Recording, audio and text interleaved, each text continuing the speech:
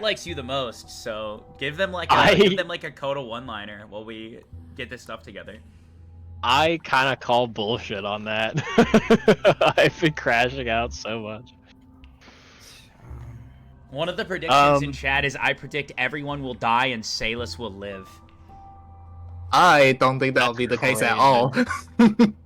I do not like that prediction. How does Kodo feel about Salus, by the way?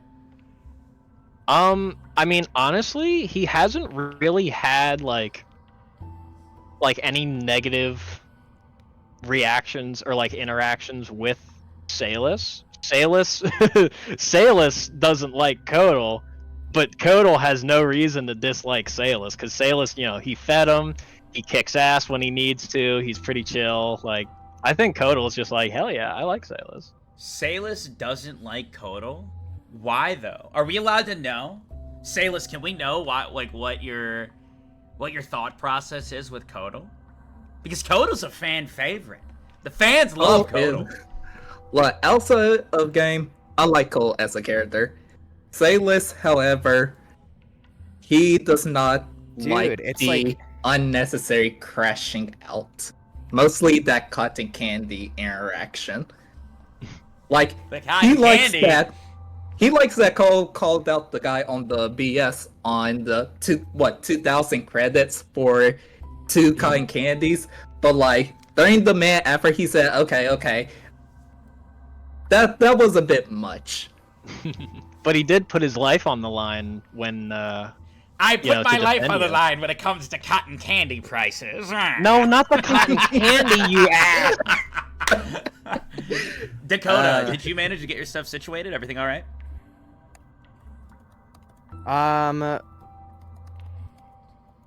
Yeah, I sent you an explanation in your DMs, but yeah, you'll see it there. But yeah, it should be good now. No, you're good. That works. Click on into the music if you would like to listen. And without further ado, chat, this is episode 5 of the D&D campaign, titled, I don't actually remember what I remember the title was something. Hold on, titled, "The worst enemy you can meet will always be yourself." Without further ado, let's begin. Pip! Yep.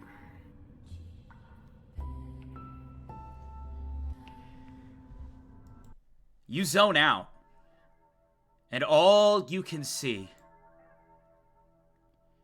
you say something, you speak words. A man wearing black, with tattoos all over him, turns to you. He walks up to you. He approached you because of whatever you just said. Even though it was just a little bit ago, you can't even remember the dialogue. You only remembered what came afterwards. At that moment, you felt an intense amount of power as a man known as Sin held up his hand to you. And you heard the words, "Judgment." And at that moment, Safe ran in and took the hit for you. He dropped to the ground, a bullet hole in his head, despite no gun being fired. You tried to heal him, but he wasn't healing. He lay there, bleeding out in front of you.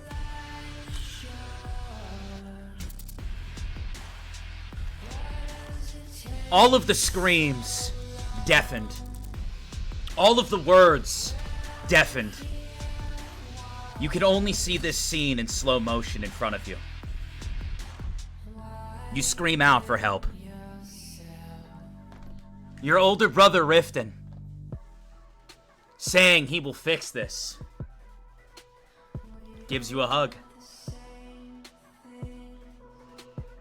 It's almost as if everything else, other than those facts, are a blur.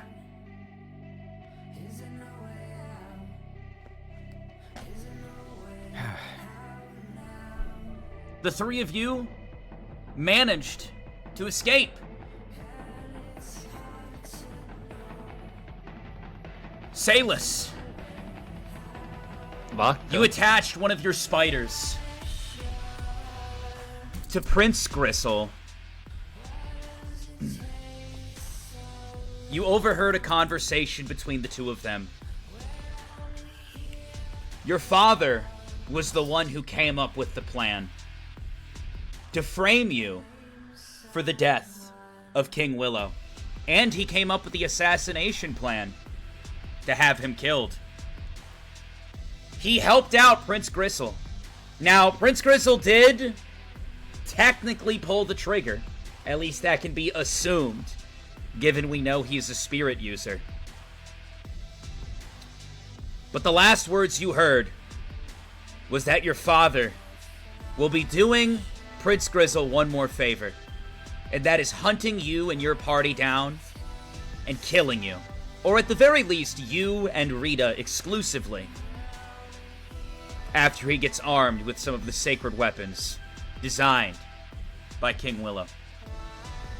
You see this conversation unfold, and the last thing you see through your spider's eyes is your dad's foot crushing it into the ground.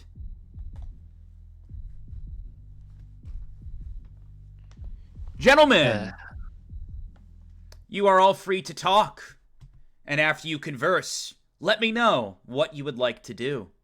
The floor is yours today. This is fucking bullshit. So what do we do? We need weapons. Yeah, It's the only thing we can do. we need power. Cuddle, roll a 20-sided for me. I rolled an 18. Several images flash through your mind.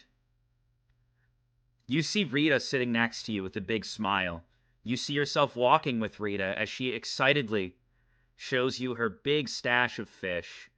You see Rita's hand extend to you as she pulled you up from that sewage line and guided you to a large city. You remember her smile, her quirky and peppy personality. And then you recall not being strong enough to stop Sin. He's taken her. But something in the back of your mind weighs you down.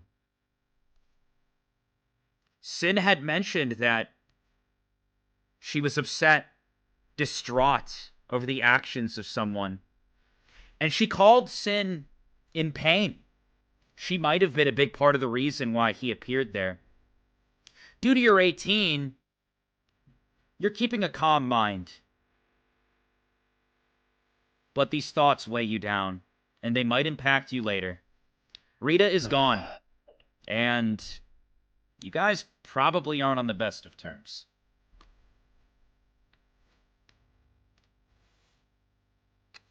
Feel free to continue talking. I was just relaying to you what's going through your characters' minds. Salis, are you in? Weapons? Yeah, I'm in. But Where are we gonna go? Well, that's where this comes in. And what is it? I pull out Lup. Lup, can you please make me a boba? You see your little penguin buddy looking really just sad. He goes to give your leg a hug. Do you allow it? He's only Yes. yay tall. He gives you a nice little hug and tries to comfort you. And then you see Lup waddle on over to his little igloo kitchen, assuming you're summoning that, so that he can get Yes. a brewing. And he starts making a nice boba beverage. But when the boba is added, you have to be thinking about something, a certain person or thing or area to utilize your new power. Will you do that, Pip? Yes. Or did you just want to make a normal boba? No, I would like to use Beverage Beyond. Okay. So you're going to use your new ability that allows you to see images and potential timelines. You don't know for sure that what you see might be true or might be a happening, but it could be. And it's better than nothing, right? As you scoop up the boba, what are you thinking about as you drop it into the drink?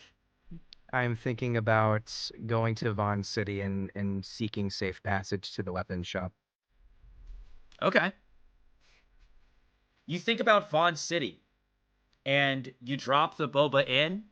You see Lup give it the final touch, and the boba is ready. Who is going to be drinking it? I take a sip. You take a sip. Roll a 20-sided. 19.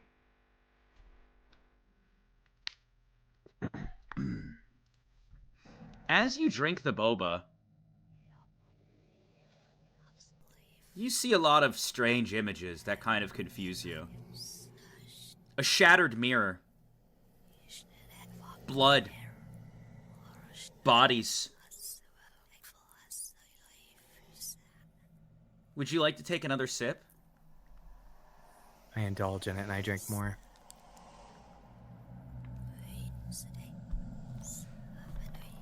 You take another sip. Roll a 20-sided. 11. You sip some more. You see blood leaking off of your body. You see yourself walking. Where are you heading? Is it a clothing store? Is it a weapon shop? You're not sure. But people seem to be evading you.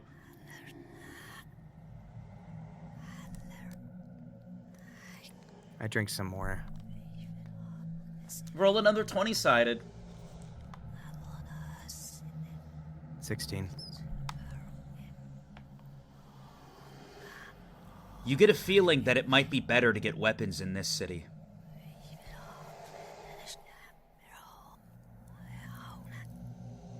Not that Vaughn City is completely off the table, but maybe you should get some weapons here.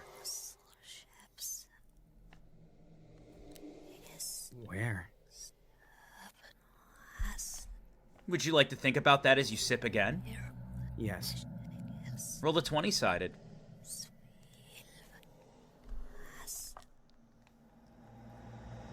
14. There's a very convenient weapon shop right outside of the kingdom. The circus at this point has packed up, and a lot of people miss some days of work because of it. It seems that the individual up front won't scam you, and is eager to sell in general. He also hadn't seen the recent live screening of your guys' trial, so he shouldn't discriminate in any way. Understood. I stopped drinking.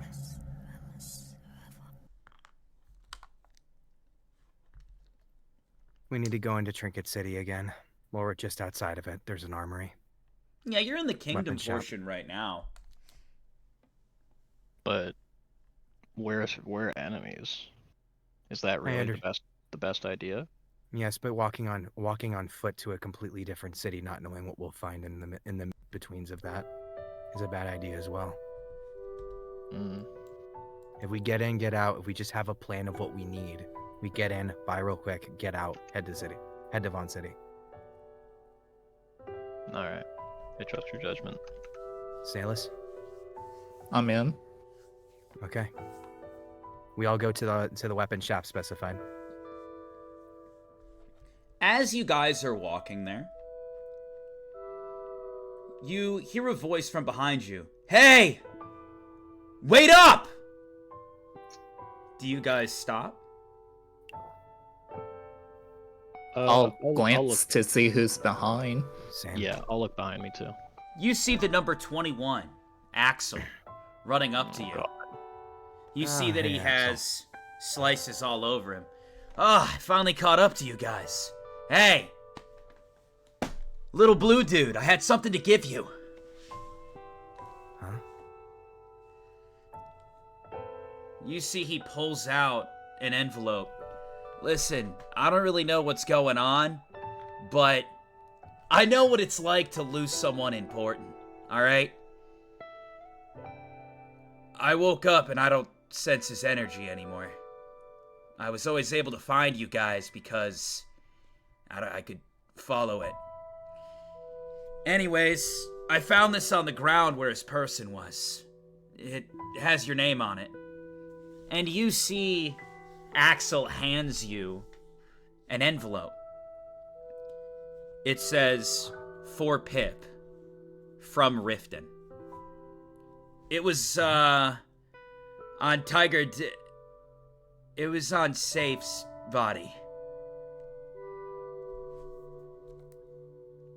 Thank you. Yeah. So, As I take it from Axel, I say, just so you know, I did intend to keep that promise. Anyways, I, have some stuff I need to take care of myself. I'm definitely not strong enough to be here after getting soloed by that fucking witch! Sorry, I should be a little bit more cordial. Anywho, for now we're not enemies. Hopefully I'll see you guys in the top 16. Wait, 1 second. Hold up. So do you trust me again to try and heal you? Wait, are you saying this to Axel? Yeah. I'm all good, man. I'm fine. Sure? Yeah, I got some cuts, but I'll be good. Anyways. Do you think I could? What? so are you saying that Safe is dead? We know the answer to that. Listen, man, I don't really know what's going on. I'm just saying that everybody has their own flow, their own aura, their own energy. If you know what to look for, or you care about someone enough, you can find it and pick it out. I can't find his energy anymore. So, he probably bit the big one. I see. I see. Thanks. Hey, we owe you. Nah, you guys Big don't owe me time. shit. Just do your best to stay alive. I know it's what, Safe would have wanted. Thank you. And hey, if you do end up winning this whole thing, fuck that big god good. I'll slap his cheeks! Alright, I'm off! I got a little date with the top 5. My goal is to hunt each and every one of them down. I want some fun! Good luck to you guys! Good luck to you as well. You see he walks off. Do you guys continue to head towards the weapon shop? Yeah. Yeah. As we're on the way, I go ahead and I start opening the letter. Okay. Roll a 20-sided.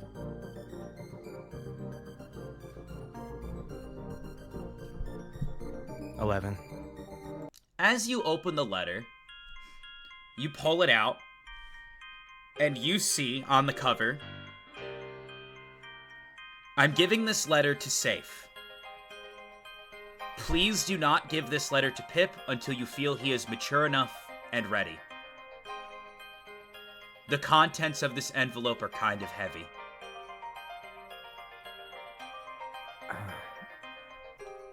I keep opening it.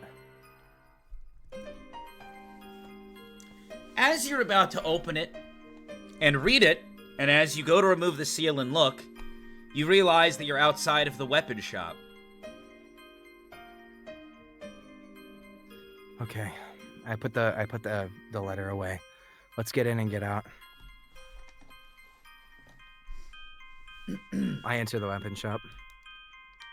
I'm following right behind Pip. I'll follow as well. Okay.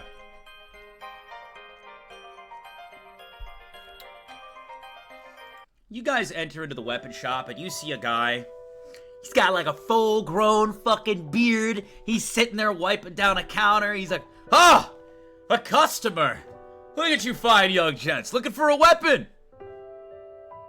Yes. What can I do you What do you- for? What are you looking for? I haven't had business in a while. We've had all this goofy stuff going on. Calamities. Some building fell on my building. We had to repair it. Then there's a fucking circus in town and clowns and shit. So, let me know. What can I do? You know what? For you guys, I'll give you a sale. I'll give you a sale, in case you're the first customers to roll through in a while. And man, do I need it. Okay, yeah, we'll take you up on that offer. Kodal is going to start just scanning all of the weapons, like looking at each one. You see a variety of basic weapons on the walls, just mostly standard stuff. Nothing really pops out to you, but it does have a sign up that it says, if you're looking for something specific, feel free to ask. We have a variety of things in the back. I actually do have a couple of specific things in mind, if you don't mind me asking. Yeah, of course! What are you looking for? I'm looking for 2 ice axes, specifically ones used for climbing up mountains. We actually have 2 axes that kind of have a chain connected that can do that, but they're not ice imbued. I could potentially get them imbued with ice. Oh no, I just need climbing axes. That's all. That works. Okay. If they have chains involved too, that works. Yeah, let me go grab it. Thank Do you. I see any spiders in here? No. By chance? No? Okay. He was just cleaning the counter. Hey man, there could have been one on the ceiling. I had to ask.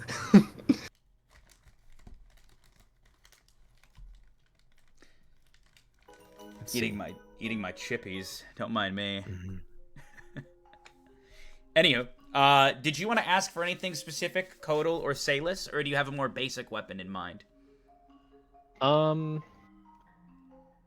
So I do want to take note of the more basic stuff, just like, specifically what they are.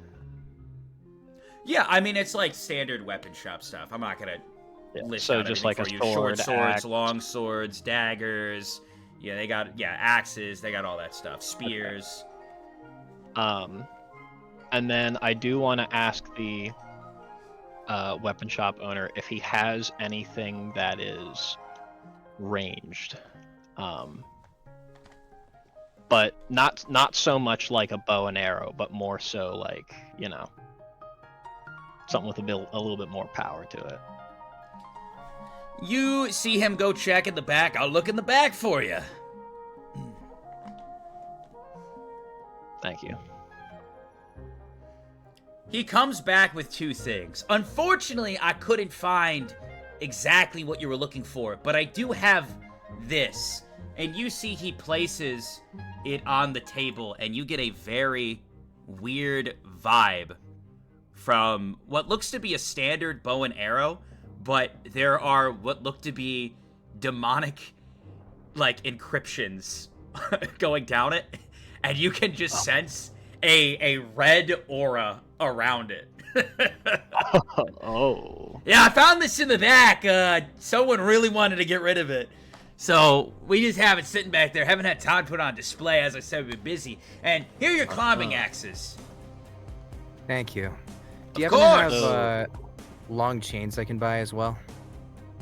Long chains. Yeah, 1 second. He goes back and he just gets you like a fucking pre-wrapped thing of chain. Would this work? Yeah, that works great. I check it with my my belt loop and see if it can go through it. Let me roll a die. Yep, should be good. Perfect. Yeah, thank you very much. So I know you said that this came in pretty suddenly, and you haven't really had a chance to put it up on display. But any idea what kind of I see it's got some markings on it. Is it imbued with anything as far as you can tell? Well, if I could be completely transparent with you, I think it's demonic. I'm not trying to scam you here, but that's some evil shit when you look at it. That's some evil and fucked up shit right there. I gotta be honest, we have been through so much bullshit with stuff we just didn't understand, and we decided to start fucking with it.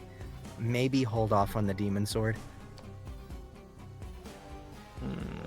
How He's thinking about it. what are you selling it for?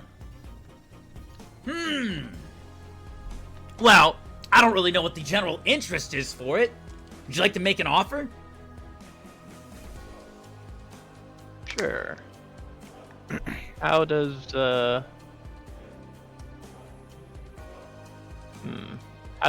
does 1,000 sound? 1,000? This is one of a Yeah. kind. I've never seen anything like it. I think, novelty alone and uniqueness alone would up the price immensely from that. I can't do 1,000. Too Yeah. low. I'm sorry. I understand. What kind of price were you thinking then, based on my offer? Well, I mean, 2,500? 2,500. How about 1,750? Oh, you're taking my balls and you're crushing them in your hand. Is that what you like to do? You like to take my little gonads and go... It hurts, man. It hurts when you squeeze them. Hey, 2,400. Look, man. 24. All right. 22. Don't do You it. got a I deal. see. Oh, my nuts. Oh, it stings when you crush them. I'll do 2,200 for you. He holds out his hand. 22. Yep. All right, you got yourself a deal. And he's gonna Ooh. shake it. My nuts sting. You guys shake hands, and you transfer the 2,200 credits. Please make sure you mark it. Yep. As for you, Pip, the climbing axes plus chain, you Actually- are looking... Oh, what's up? I was gonna say, actually, could I get 2 more chains? And then could I also buy a bear trap? Yeah, he goes back. Unfortunately, we only have one more thing of chain right now, but we do have the bear trap. So we just don't got 2 things of chain. Is that fine? That's fine. Here, let me do some math here. So you said so vodka, just for clarification, there's 2 chains, and then the climbing 2, axis, and then a bear trap. pre-roll Okay. chains. The climbing axes have their own chain, and then you set a bear trap. How are you carrying all this, by the way? I'm gonna end up buying the backpack feature, depending on how expensive this is. Okay, well, the backpack feature costs... Did you already buy texting? Do you have texting? Nope, I do not. Okay, so it only costs you 1,000 if you don't have any of the other features. Let me go ahead and do this real quick.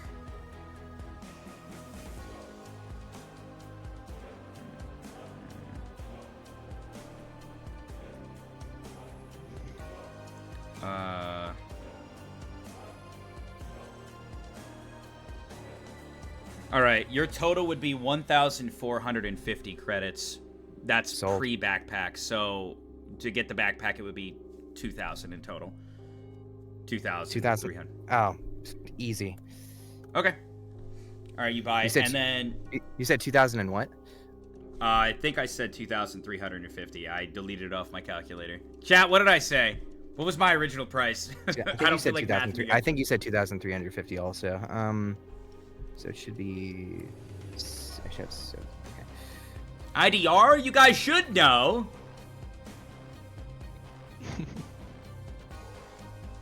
All right. Anyways, And Sailors. when it comes to like virtual pocket upgrades, the next price would It's be 2,000. 1,000 more. yeah, it always goes up by. So then 1,000. it would Oh be, no, I know. All I'm right, so aware. then it would be 2,000, right? Okay. Yeah, if you were to upgrade Just again. for my purpose. Yeah. 2 climbing axes. Chat, no one's paying attention in chat. Not a single person. None of you guys knew the exact price. They're all like, $2, $2. Sailors, what do you want at the weapon shop? Does any of the weapons feel like they're already imbued with like aura? Kind of like my dad's dagger. Roll an aura awareness check. Also, what do you mean dad's dagger? What are you talking about? You mean the dagger King Willow gave you? No, like in my flashback, when my dad was about to kill the king, you said that it feels like there was magic on it. That's what I'm talking about. Anything like similar to that on any of the weapons. Unfortunately, that is way too far out for you to make that comparison. That was like a flashback as a child. You would not be able to feel that same energy, unfortunately. Not the same energy, just like aura in general. Let me roll. any of them. Let me roll that. That's what I meant. The answer is no. Okay. Then I am. You do have your own dagger that has energy leaking off of it, right? You still have the rainbow dagger. Yeah, I still got that. Yeah. Okay. Apparently it's 2,450. Somebody watched it back, so that's how much the price was in total. Dakota. How much was it? Sorry. 2,450 was the. Oh, gotcha. Total. Okay, I was 100 off. Got it. Appreciate it. Thank you. Actually, out of curiosity, would this person happen to have purple hair dye for sale? Purple hair dye? No. It's a weapon shop. It's a fucking weapon shop. Hey man, I had to ask. You never know. What do you mean you never know? It's a weapon shop. Let me go check in the back. He goes back and he was like, nah, sorry.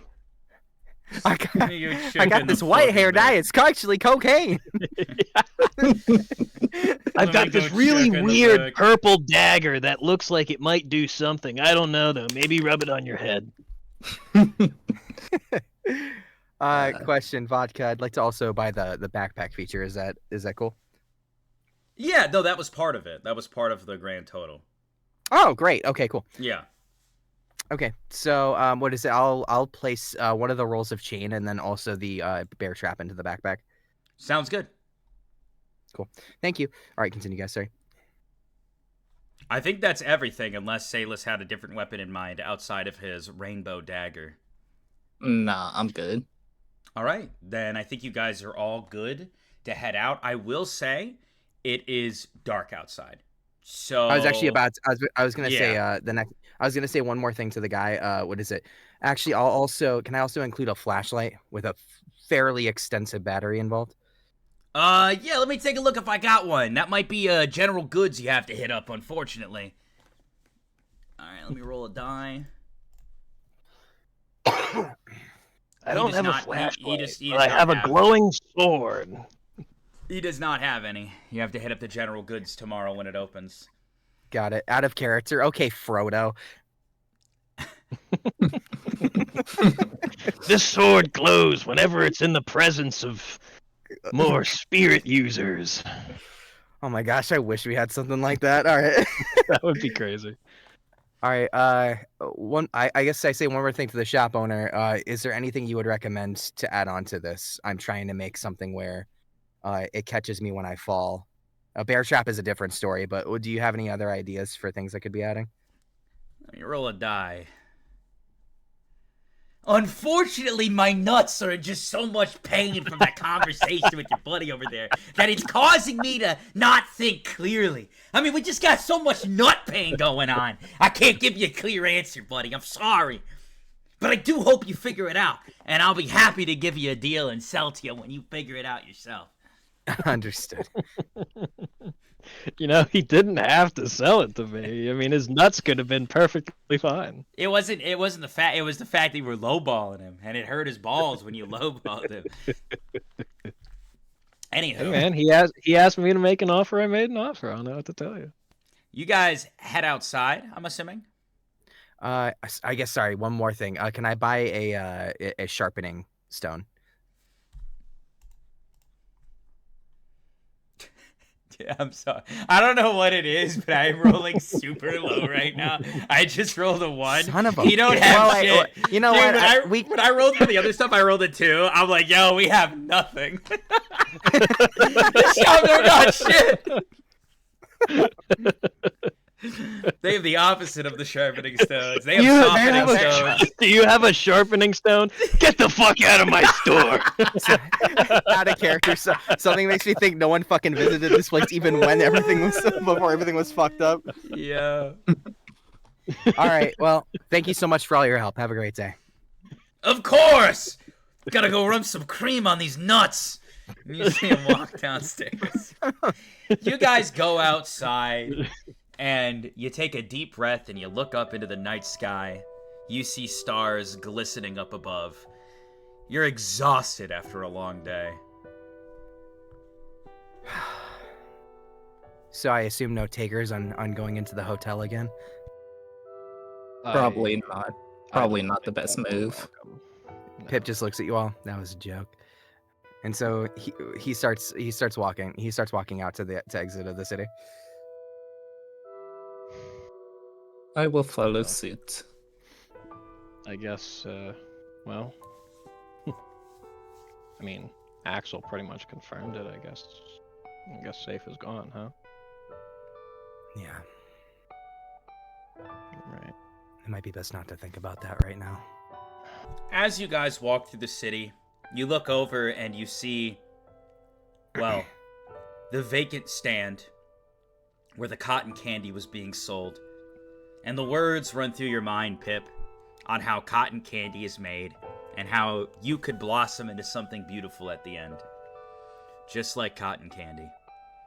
You hear Safe's words in the back of your mind. Pip clenches his fists.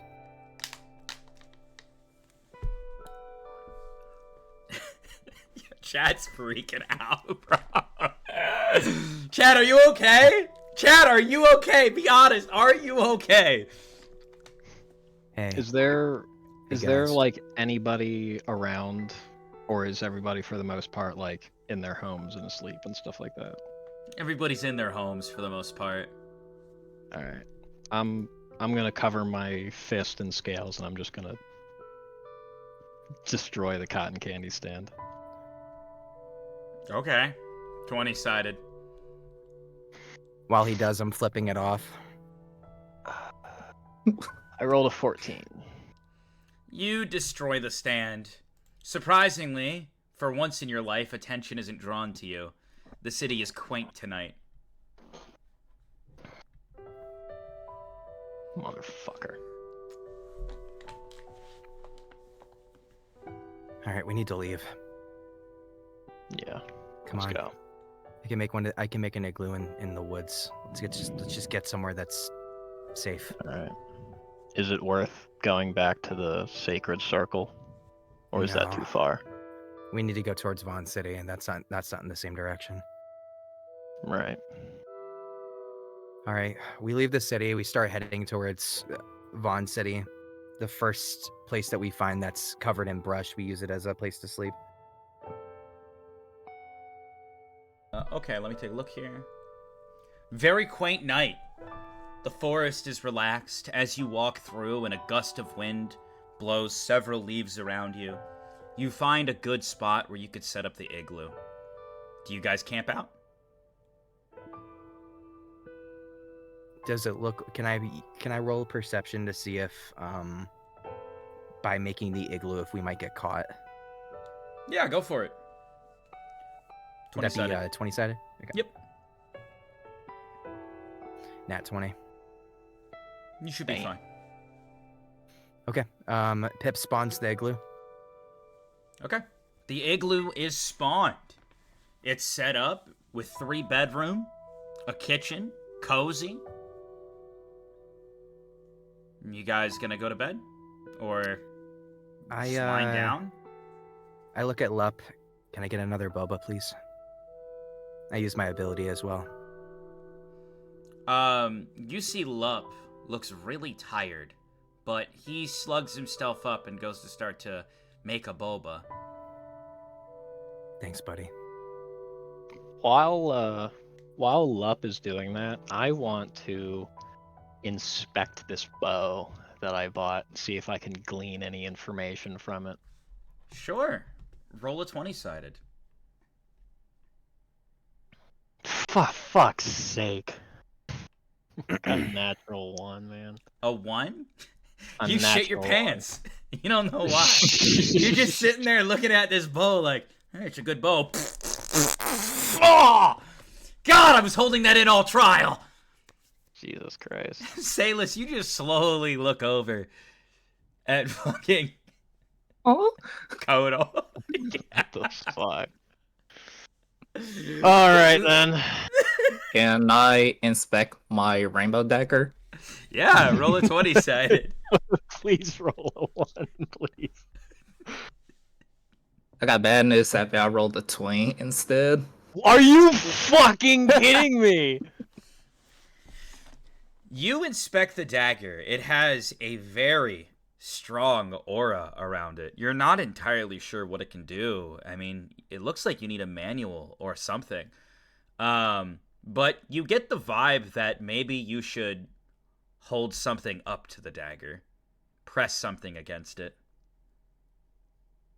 I will draw my katana and put it close towards the dagger. Sure. You touch the katana gently to the dagger, and as you do, you see something very bizarre. You see a rainbow come out of the dagger, and it touches you. Oh?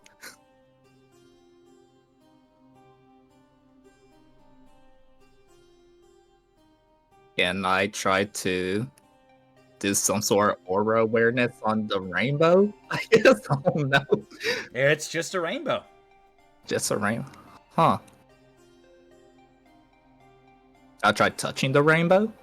Yep, your hand just kind of phases through it. It's just projected light. Huh. Interesting. Guys, it's the Skittles dagger.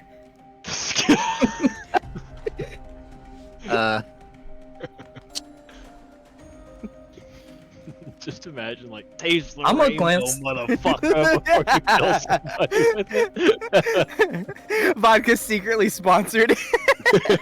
By Skittles this whole time. I've been secretly sponsored. I'm gonna glance over at my spider to see if she's, like, intimidated by the aura. For some reason, your spider is doing the robot. You don't know why. What in the fuck is happening? Once you lay eyes on Anansi doing that, she seems embarrassed and quickly stops. Can we just rewind like 30 minutes? I'll pet her head and then put my dagger back up and sheath my katana back up. Alright. I'm assuming the rainbow is gone after I Yeah. do that. Okay. Anyway, I'm gonna go. I'm gonna go wash off now. Alright, yeah, you go wash off. You Yeah, go I'm gonna wipe go. the shit from your ass. Anyways.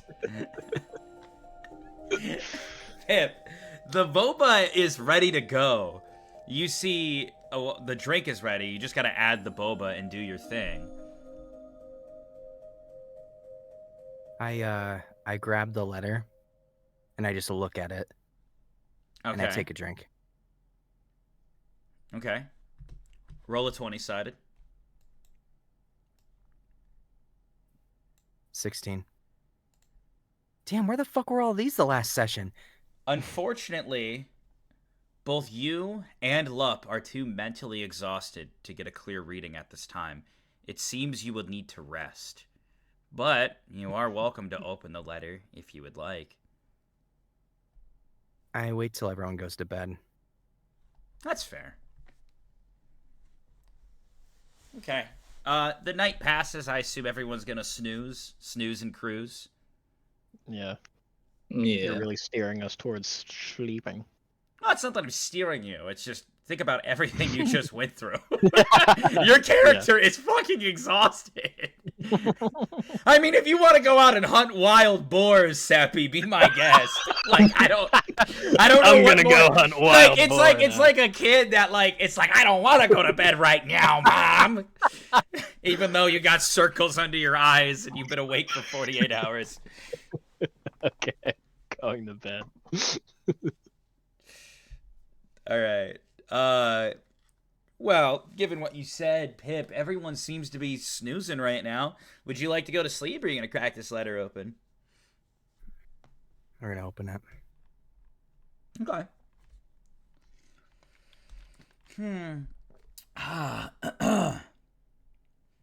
You crack open the letter, and something really weird. You look, and you see the Vaughn Project. You see a lot of big numbers. Big numbers. Offering money to poor families in need. Do you feel like you're going to lose your house? Can't afford schooling for your son or daughter?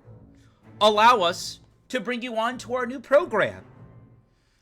You can adopt a child. A child. And if you go through certain procedures in how you raise them, you will be rewarded immensely.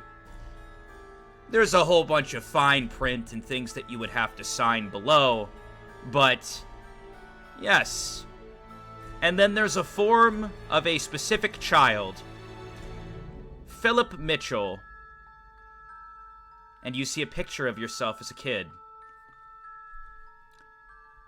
Sold to a family for potential experimentation for a large sum of money. Signed, your mother and father.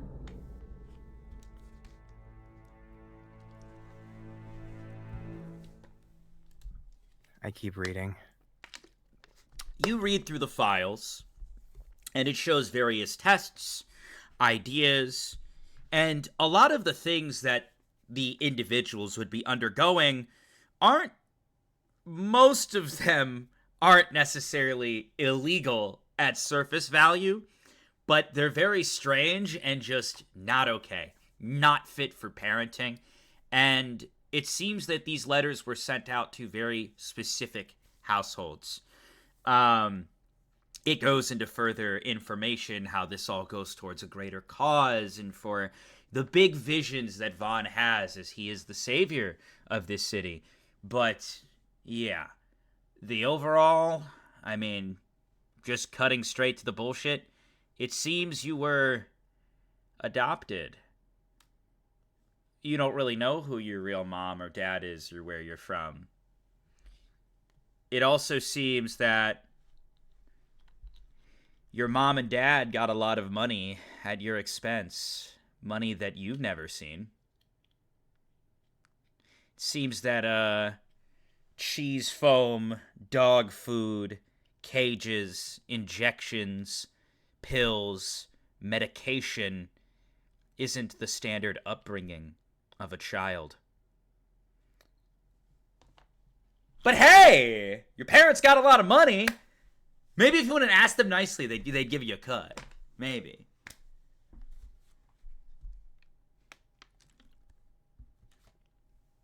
I try to take a drink of the boba anyway.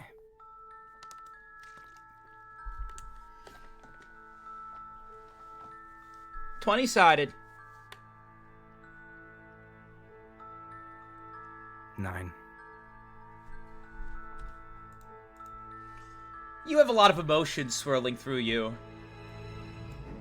It's said that very emotional, very driven people can make great things happen with their powers and potential. So though the 16 didn't work for you before, now that you have all this stuff, all this feeling flowing through you, despite the 9, the boba shows you exactly where your parents' house is, the direction you would need to go to get there. It's a pretty easy walk.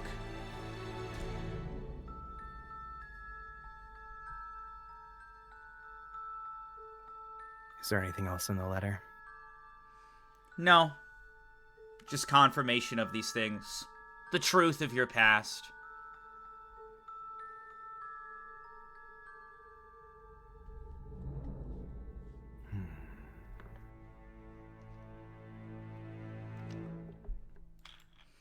It stings. It really feels like Kodal wouldn't be able to give good insight here. And you can't talk to Salis, but if Safe were here, I feel like he'd be a good person to confide in. Unfortunately, he's not.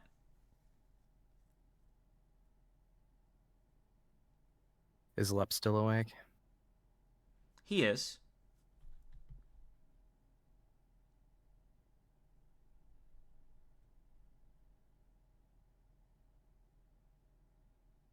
I look at Lep. You see him look back at you. What do you think? Boo! Yeah, that's fair.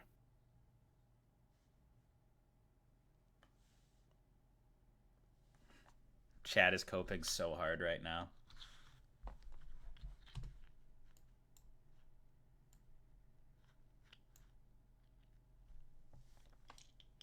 Pip just stands there looking at the sky. You stare at the night sky. A cold wind blows.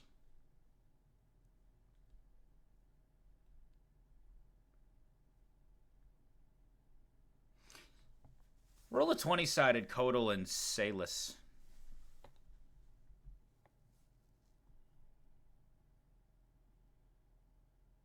Rolled the 8. I rolled a fucking 18.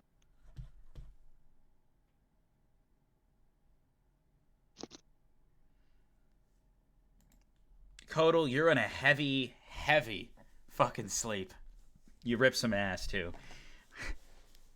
As far as as far as Salus goes, you toss and turn a little bit in bed.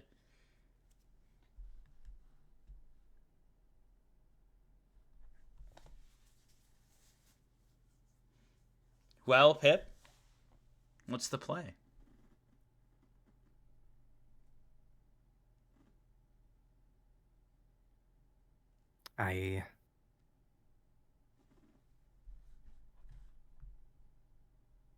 Lup, do you have something to write with? You see Lup quickly run over to his igloo. You see him open up one of his drawers, and he does actually have some writing utensils, shockingly. Seems to have it all in this little igloo. There's also like various papers as well. Some of them are for coloring, but there's blank pages as well. I take a page and I take a pen. Okay. You're writing something? Mm-hmm. Sure. We'll say after some time you finish writing whatever you're writing. I walk in and I silently place it on the bed that I would be sleeping on. Okay.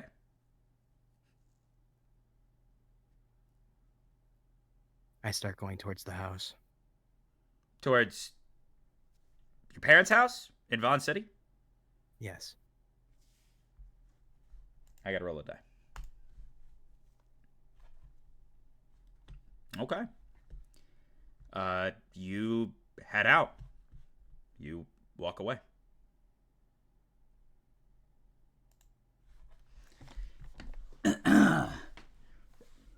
Salus! Vodka. Kodal! Roll a 20-sided. Mm-hmm. Okay. I'm so excited for this roll. Feels as if anything I rolled the 12. I rolled a 4. You guys both wake up. And yeah, hold on. Let me turn on some tunes. Yo. Let's go. Where we at? Hey, let's get some good ass fucking tunes going. Yes! You both wake up. Yawning a little bit. Igloo's up. Look around. You guys see each other. Big day ahead of you. Big day. Lots of fun ahead of you.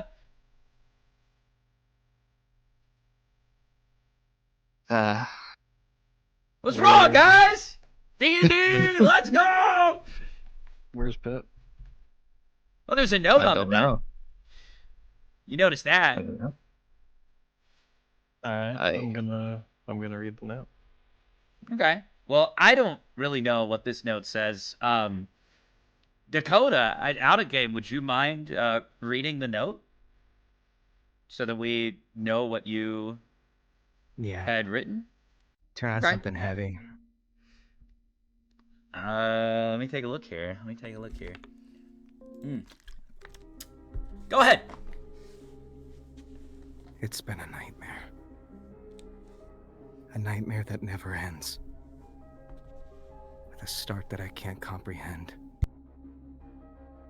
As I contributed to it and received from this world, I grew colder. It started with my mind and my heart. than every crevice of my body and soul. When I gaze into the mirror, I no longer see Pip. I only find a stranger, content with the reality that there is no corner of the world that he belongs. In this nightmare, there are monsters, and they don't just appear after 5 p.m. They are in all aspects of life and walk around at all times of the day. They rule our land, feed us, steal from us, wish us good morning and good night. That's what inhabits this place we call the world.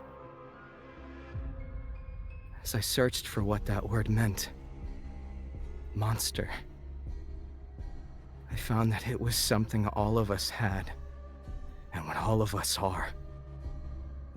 It just depends if the world has yet brought it out of us. After witnessing the darkest corners of this world, and knowing there's much I've yet to see, and realizing it only gets darker, it was the more I heard a voice. That voice. The voice we all have. The voice that wants to rid the world of its imperfections, regardless of the cost.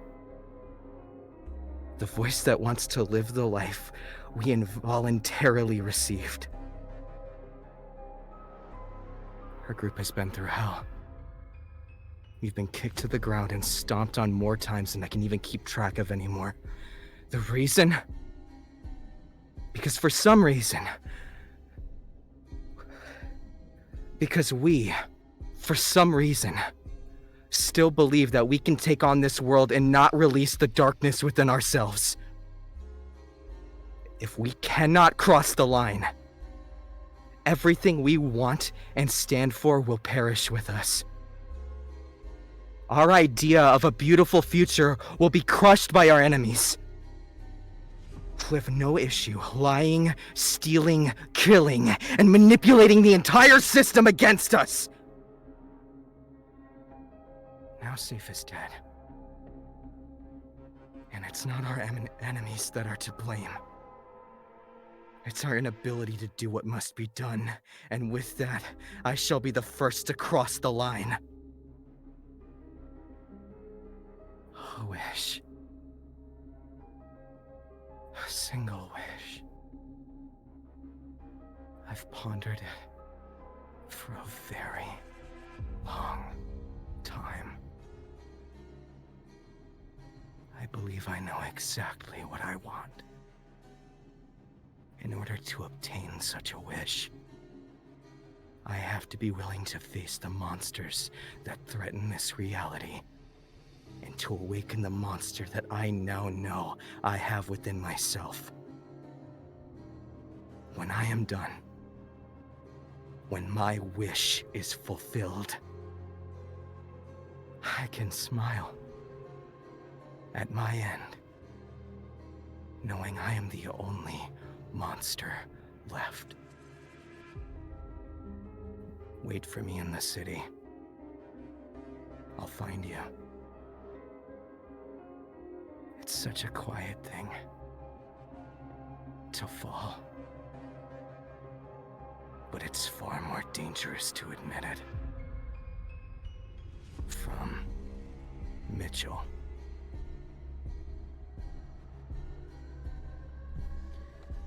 You guys finish reading the note.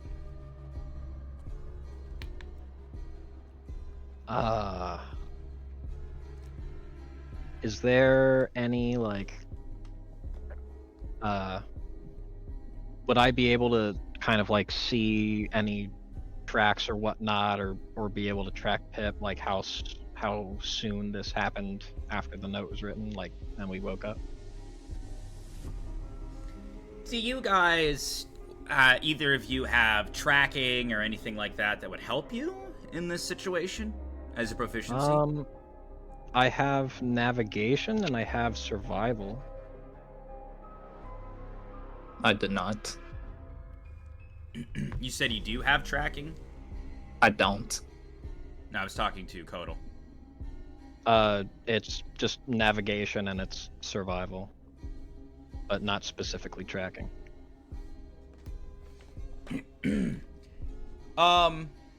You might be able to. Each of you roll a 20-sided. Alright. This game, dude. This fucking game. I rolled the 14. I rolled a fucking 1. So as you guys kind of look and, try to figure out what your next move is, Salis, you can sense someone's watching you both. Total, be on guard. There's someone watching us. Okay. Do I sense spirit energy from the individual watching us? No. Okay. Whatever it is, it's not Pip. Both of you kind of stand there in the middle of the woods. Another large gust of wind blows. I want to cover myself in scales, and use Coco to summon a sword. So you're gonna turn Coco into a sword. Yes.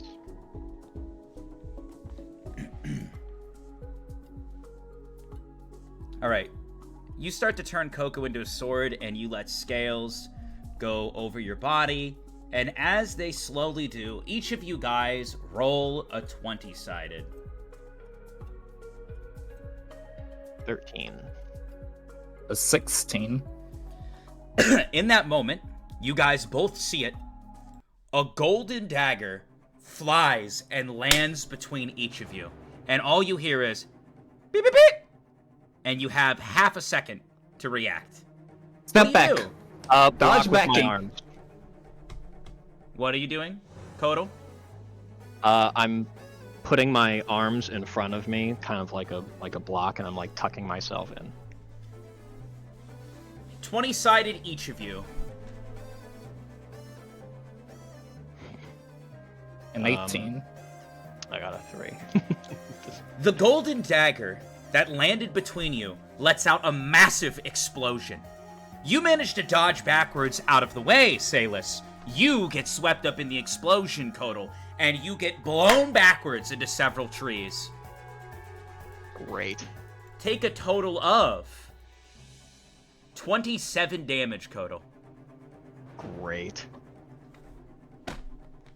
You see the golden dagger disappear. And something that really concerns you about this dagger. Kodal. Coco is in pain.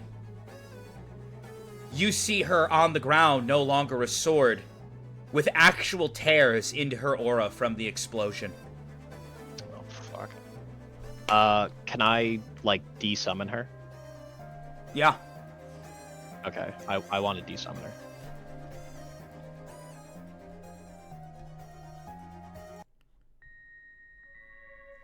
You hear a voice. Salis, my son. You see your father start to walk out. Great. I'm glad to see your skills haven't dulled. But why are you walking around with this trash? I wasn't even aiming for you guys. You see him start to walk up towards you.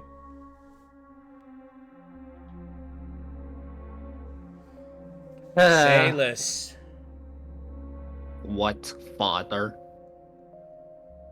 Now that's no way to greet me. But I had heard you had inherited something from King Willow. A dagger.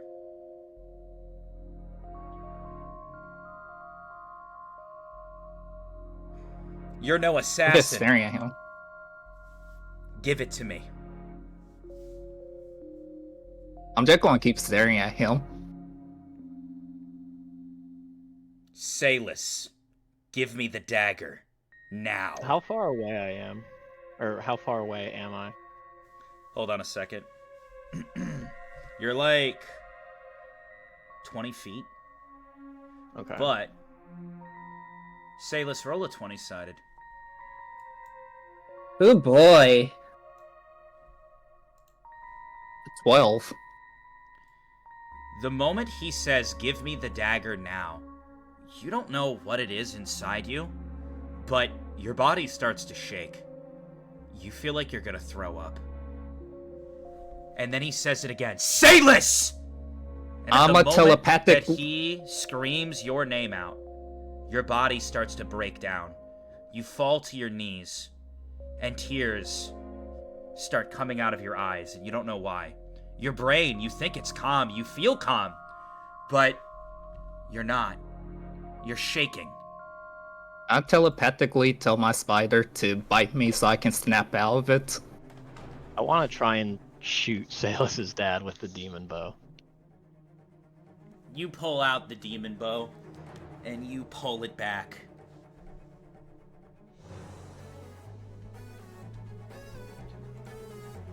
Roll a 20-sided Kodal.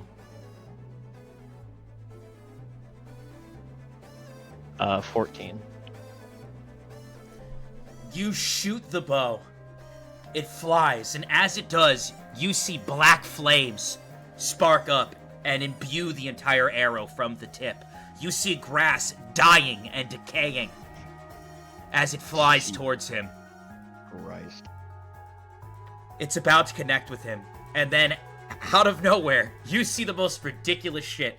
Despite being in his blind spot, and despite being 20 feet away, and that arrow being locked onto him, he backflips over the arrow, and it continues to fly.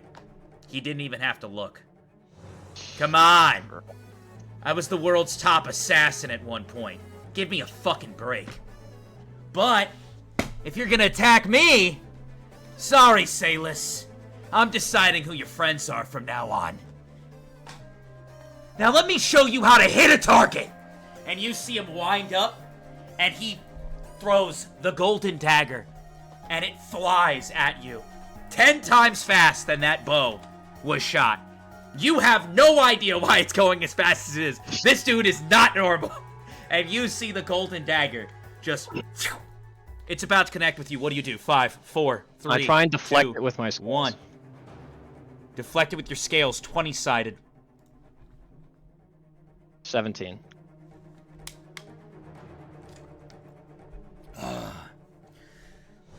You take your arm covered in scales and you go and deflect it. At the moment you touch the dagger, you just hear beep beep. The entire tree blows up. You also blow up, and a massive divot in the earth, a crater in the earth, is created. Great. Take 40 damage. Jesus Christ. Holy shit. Hold on a second. I have to roll for Coco. Also, all of your powers are currently stunted. Anything through Coco. She has taken extreme damage. Despite it, it's attacking your spiritual aura. This weapon is fucking crazy. And it also reminds you that they had mentioned sacred weapons built for killing spirits and spirit users. Yeah, that put me at a -8. Sayless. Safe is dead. Pip is gone. And Kodal might have just died in front of you if you don't do something. You see your dad turn back around and face you. Sayless, you and I both know you won't be disobeying me. You're gonna fall the fucking line. You should be grateful for all me. that. And then I'm going to start approaching him. How about you don't talk to your father like that? Fuck! I even died! Yo, Discord is taking you, Kaylee. You're gonna have to remove your voice barriers if you want to crash out. I'm letting you know right now. You're gonna have to go to voice and video and make sure that shit's not on crisp. Bro, what the heck? Alright, give me a moment. That's crazy. Well, he's fixing that chat. I'm gonna use the bathroom. I gotta pee so fucking bad. Dude. This is bad. This is bad. This is really fucking bad. I'm so sorry, y'all. Why did you do this? It's what Pip would have done. I'm sorry. It was what Pip I would have done. know, Template, I template. know it is. Dude, you're gonna get to fucking like Vaughn City and be like, yo, where are these guys?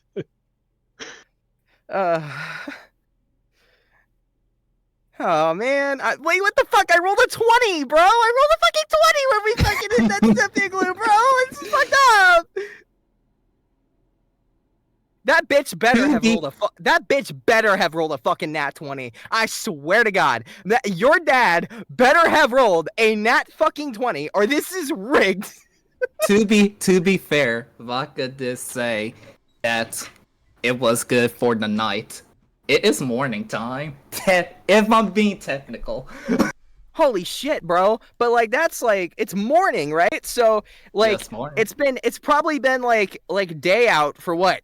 2 hours? So like, you know, Hey man, maybe he assassins should work at night. take a little Assassins work at fucking night. longer to find you. Okay, so before we get back into like, you know, the meat with Salus and his dad, I just wanted to clarify my rebirth thing doesn't happen unless I'm -10 health, right? Yes. I will let you know Okay. when you're there. When you go into the negatives, every certain amount of actions, depending on how bad the injury were, will give you more negatives. So, Okay. your rebirth should happen relatively soon. Okay. Boy, Kaylee, did you remove your vocal barriers? I did. Okay. Just be mindful of that. But, Yeah. all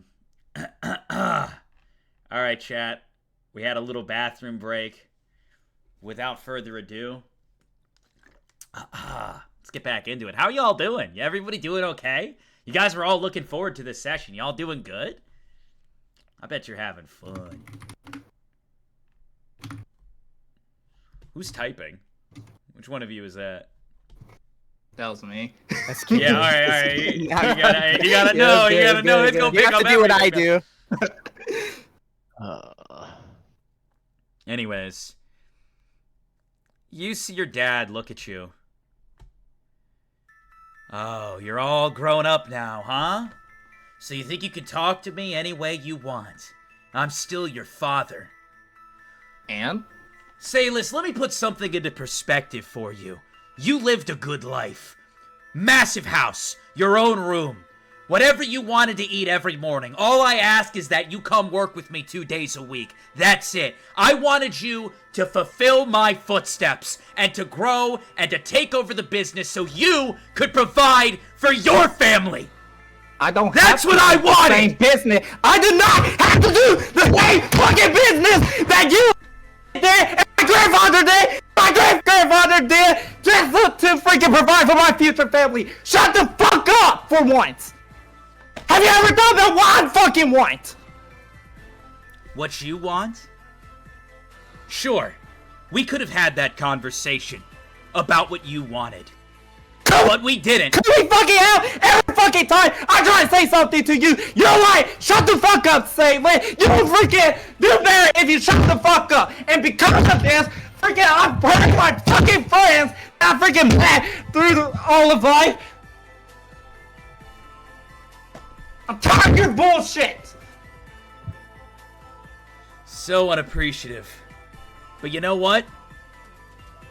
Now I'm the one that has a fucking problem. Because no matter how you could have felt about me, you couldn't have said one thing to the king at any point and said, hey, my dad never hit me. My dad never hit mom.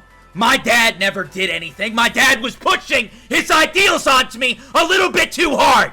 It happened. And you know what? Grow the And you know fuck what you up. did? You tried to fucking kill King Willow.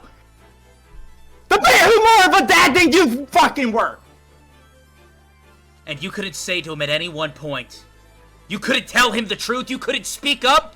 You didn't even visit me at any point. Tell him the truth! You fucking try and assassinate him! That! You want to try and kill him? When you check me and more? Yo, Discord's still nerfing you. Bro, what the fuck? I got it on none! Is it like a headset microphone, or is it on the desk? No, I'm using my actual mic. I think I got don't know the what's general on. idea of the crash out. Anyways. Yeah, dude, he's really going in. Kodal, you're at -10. You have to roll a 20-sided, and you have to stream it to me. If you roll a 1, you die. But if you roll anything but a 1, you get rebirthed. I have rolled so many ones that I'm genuinely, like, really fucking scared right now. Alright, well, stream Well, it. We're gonna let all of if you- chat see it right now. If you roll a 1, I will cry. Hold on a second. Can you see it? I can. I want chat to see it. To note, you guys are going to be quieter because I don't have the audio set up appropriately. And that's just how it's going to be. But they will get to see the roll. Let me go ahead and go to display capture chat. One moment. All right. Here we go. I genuinely feel sick. Very, like, not ideal here. But yeah, go ahead and roll your 20-sided. If you roll a 1, you're dead. I know. You need anything but, and you revive. You got this, buddy. Oh my god. Oh, dude, I thought my heart was gonna pop out of my fucking chest, bro. I was fucking adrenaline dump I just got. Oh my god. Alright. You see yourself start to slowly rebirth. You will have 50% of the health that you normally have. Okay. You see I assume it's, all of the dead skin and blood start to break off of you. Alright. I assume that you want it rolled down and not up. Because it's an odd number. Thank you, chat, for double audio. I did not see that. All right, double audio taken care of. My bad. Thank you, chat. So with half health, it would technically be 29.5. So do you want it rounded up or down? You can round it up. Okay. Thank you. Just round it up to the... Yeah, of course. You guys are gonna need all the help you can get. Anyways, you hear a screaming match between these two, and you kind of see it from behind. Oh my god. Hold on 1 second. Sayless. I'm gonna give you a chance to make all this right. Give me the dagger, shut up, and do what I say for once in your life. There we go again! There we fucking go again! You only want to talk about Sailor! Shut the fuck up! Sailor! Shut the fuck up! How about you listen to me for once? Your time to talk! And you chose not. You know what? You know what? I'm tired of fucking talking to you. We may share the same blood, but you're not my fucking dad. That's all I needed to hear. It'll make this a lot easier. You see him pull out a golden dagger. See ya! And at that moment, he disappears in front of you. You kind of look around. A gust of wind blows in through the forest. You can feel his presence. You can't feel his presence. Aura, energy, all around you. I'm doing an aura awareness check and getting ready to parry. 20-sided. Am I able to do that as well? Yeah, aura awareness check for both of you. It's a 20-sided. You gotta roll less than your aura awareness. I rolled the 8, so I pass. I did not pass. By 2.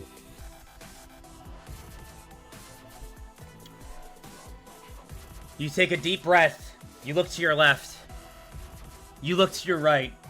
Another massive gust of wind blows. And then it happens. You feel his presence right behind you, swinging towards you with the golden dagger. I'm grabbing the wrist with my left hand and freaking cutting him with my freaking right hand on my katana. 20-sided.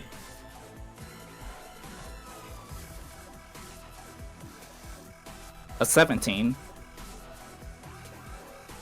You catch his wrist, and the moment you do, you go to take your katana, and simultaneously, he kicks the katana out of your hand.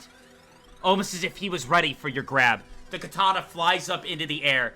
And as soon as it does, you see the golden dagger that you're holding.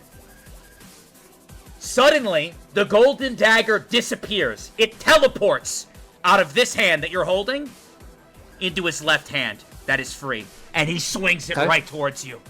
I am freaking summoning. I am getting my rainbow dagger and freaking clashing with it. 20-sided. A 16. He takes his dagger, you parry it with the rainbow dagger. And he looks at you, get blown up. And you hear beep beep beep, and at that moment, the golden dagger goes to explode, and the rainbow dagger absorbs the explosion. And you just see it's a perfect counter to the golden dagger. Almost as if someone foresaw this clash happening. You see him bounce back. And he can I grab his wrist before he can bounce back? So I was able to grab. I want to try grabbing him before he jumped back. Oh wait, you said that you said he jumped back. Now that he's away from Salus, I want to try and shoot him with another arrow. 20-sided. An 11. Salus, sure you said you wanted that. to attempt to grab him? I want to try to attempt to grab him before, like his wrist before he can jump back. 20-sided. An 18. As he goes to jump back, you grab the wrist. And as you do, he just kind of looks at you and grabs your wrist with his. And he goes, "Alright, come with me then." And he pulls you towards the golden dagger. And I'm freaking taking my rainbow dagger and freaking going to clash with him one more time. 20-sided.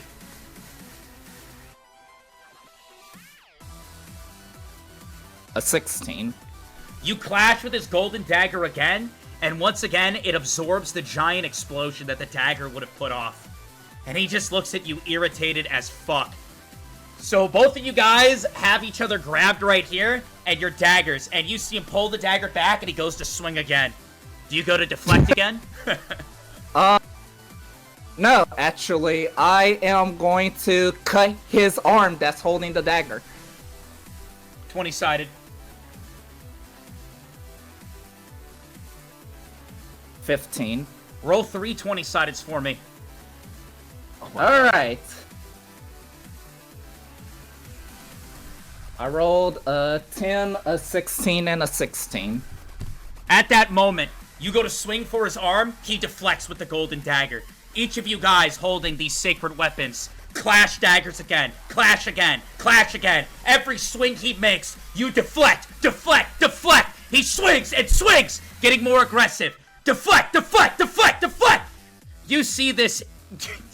Your mind is fucking blown, Kodal. You're looking at this shit, and, I mean, he's his father's son to some degree, as he deflects every single assassination attempt. Any one that hits the other one would probably be dealt a fuckload of damage. They sit there in a deadlock, deflecting each other, trying to swing with the other dagger, holding so either person can't move. You have an opportunity of attack here, Kodal, but they're close. What do you do? I want to take it. And how will you attack? See, I don't know the power of this bow yet. So I really don't want to accidentally fucking kill somebody else.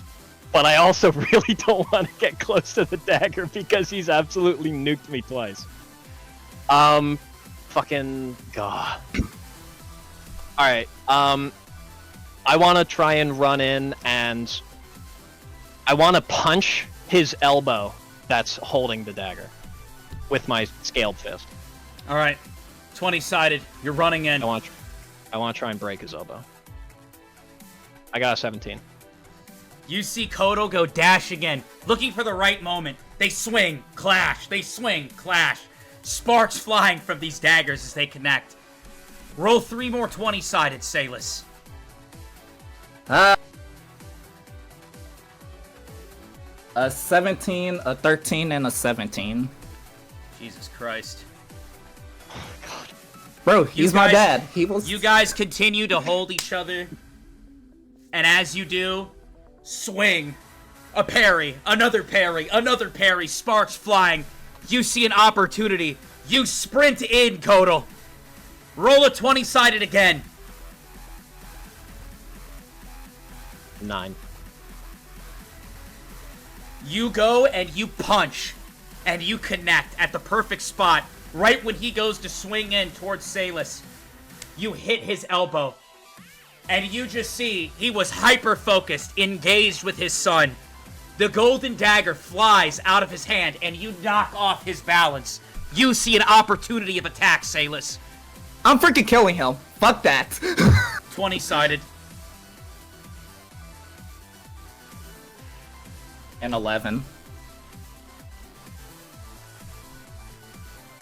As you go to swing in towards him, he quickly recovers, grabs your hand, and goes to disarm the dagger instantly. Roll a luck check twice. You don't have any proficiencies in this. I rolled a nat 1. Let's fucking go. As he goes to disarm and take the dagger, you slip your way out and you cut down the side of his arm. He screams out in pain, and you land on top of him, pinning him to the ground, dagger in hand. Is he still screaming in pain? Yeah. I am covering his mouth with whatever my free hand is, and then freaking just plunging the dagger through his freaking throat. 20-sided.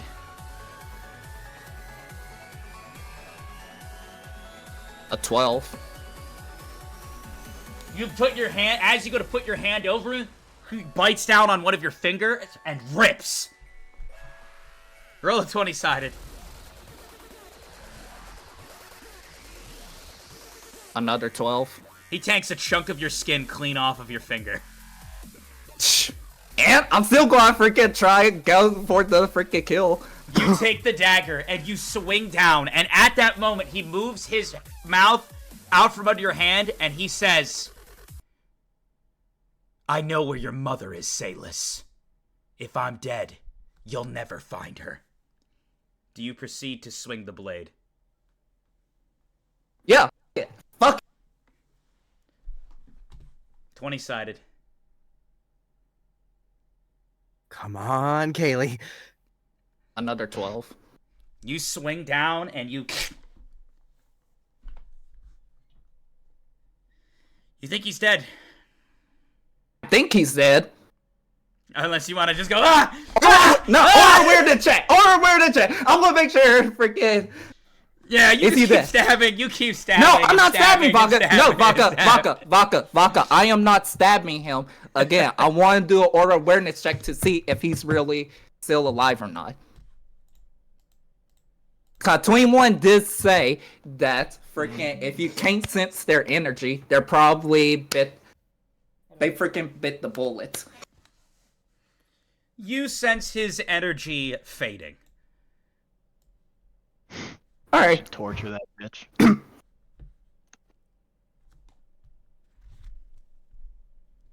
Well, you're not dead. Are you going to tell me where my freaking mom is? Or are you going to do what you wanted me to do and be quiet for once? You see him heavily breathing.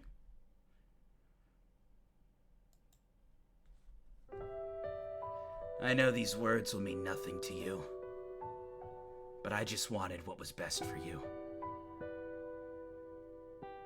That's it. At the end, I went too far. You see him cough up some blood. It was a bluff. I don't know where your mother is. And if you truly hated me this much, well, I guess I'm sorry.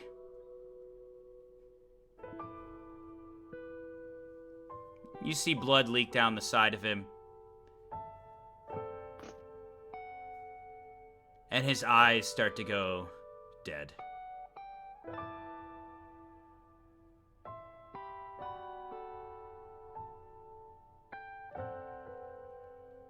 I'm just going to keep looking until I know for sure he's dead.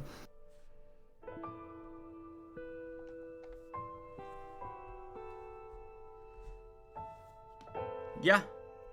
He's soul, energy, it all fades. Well, I'm gonna get up. Look at Kotal. Are you okay, Kotal?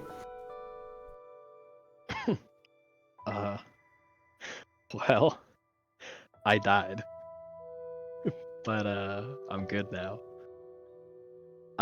And Kotal's just gonna pull out one of his joints and he's gonna like flip it around so that the mouthpiece is pointing towards Salus, and he's just gonna kind of like hold it towards him. I'm good. Thank you, though. And thanks for right in there. Yeah. I mean, he was killing you. And I mean, I didn't really do much, but I had to do what I could because I mean, you saved my life back in the City of Rain. Well, you never know. If you didn't run in there, I could have died. Out of curiosity, Vodka, is the golden sacred dagger still there? It is. It is of the exact same size as the rainbow dagger you wield. Both can be assumed to be sacred weapons designed by the late King Willow. Made in preparation to be able to eliminate and kill spirit users. I'm gonna pick up that dagger. And then, is my katana also gone? Or do I see it? You see it not too far away. You go pick it up. So, Kotal, what do you want to do now? I mean, I don't know what else we can do, but wait for Pip in the City of On. Well, I guess should we go ahead and head that way? Or should we take a little break first? Well, I don't know if your father was working with anybody else, but I think this location is compromised. It's not safe to stay here. Fair point. Before we leave, Vodka, I want to drag my father out of like the middle of nowhere to keep him like discreetly hide him, and then I want to loot his pockets to see if there's anything of interest. Roll a 20-sided.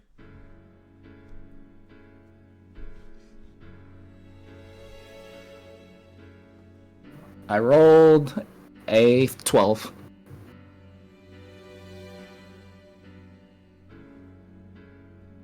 You don't find anything. I mean, this man was fresh out of jail after having everything confiscated from him. Alright. I will make my way back to Kotal, and I guess we're heading towards the City of On. Yeah, I think that's where we should be heading. Okay. Actually, do I see any spiders in the vicinity? You don't, but you see Okay. Anansi comes out and tries to comfort you after what just happened. I give her a little head pat. I want to like resummon Coco and just inspect her for the kind of damage that she took. Yeah, she's gonna need some rest. Also, Kaylee, you might want to go back to your other setting or go on push to talk. Oh yeah, I forgot. My bad.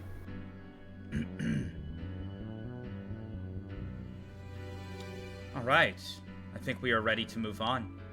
You guys are both gonna head to Vaughn City? Yeah. Yeah. Okay. You said, Kaylee, or, Salus, I guess. You said that you picked up the dagger, right? The fancy gold one? I did. Yeah. Okay, cool. Just making sure that, that's been said and is known. Yeah. Yeah, said it no. You guys said it, so it is known. All right. We can't have that hiccup again. Without further ado, though, as you guys start to head to Vaughn City with maybe a newfound bond that you didn't have before. I mean, Kodal and Salus has always kind of been on weird terms and weird vibes for the most part. But, you know, you guys got through it and had each other's backs as you head towards Vaughn City. Just the two of you. We're going to go to Pip. Dakota, are you here? Yeah.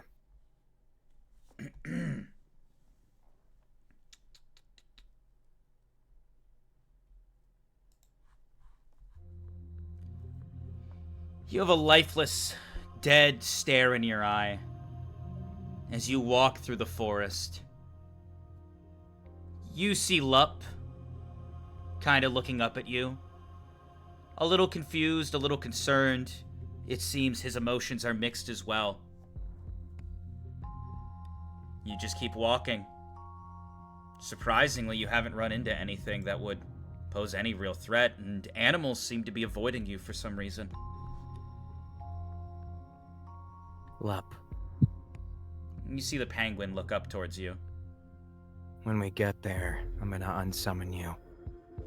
You're not gonna want to see it. You see Lup does a little nod of his head as you guys continue to walk. You walk, and you walk, and you walk. It seems like nothing in the world could pull you from this pit of emotions that you're feeling. As we walk, I get ready. I put the chain around my belt loop, and I get the climbing axes ready. As you continue to walk, you see someone come up to you. Hey, buddy! And you see it's just some random guy. I see you're walking on my path here. I hope you know there's been a lot of trade issues recently, so I'm doing a little sentry duty, a little bit of lookout, you know, making sure everybody walking through is people that should be. Yeah. I'm just heading to Vaughn City. Well, not without a payment. How much would payment be? 500 credits. I discern whether or not he's full of shit. Oh, he's completely full of shit. Yeah, I had a feeling. I just didn't know if Pip would know that. Okay, I'll tell you what. I left it in my sock drawer. Let me go get it. And I walk by him. Well, hold on, buddy. Your sock drawer, you mean the one over this way? And he grabs your shoulder and goes to turn you around aggressively. I immediately look into his eyes and I say, you better put your fucking hands back where they belong. You got it, buddy. No, okay. My bad. I have a question. Sure. You ever seen God? God? Can't say I have. Walk away or you meet him right now.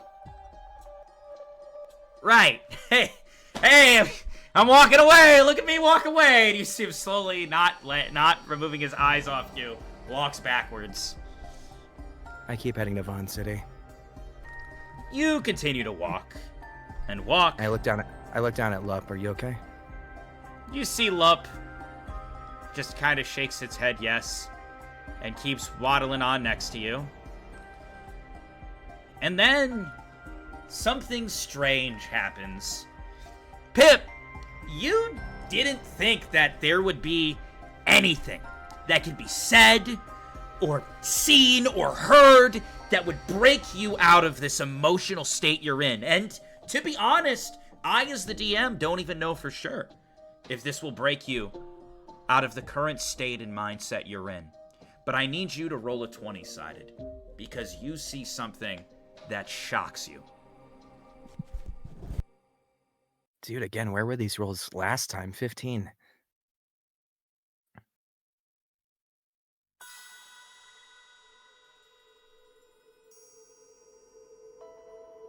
Oh, your audio's gone. You look up, and you see Bella.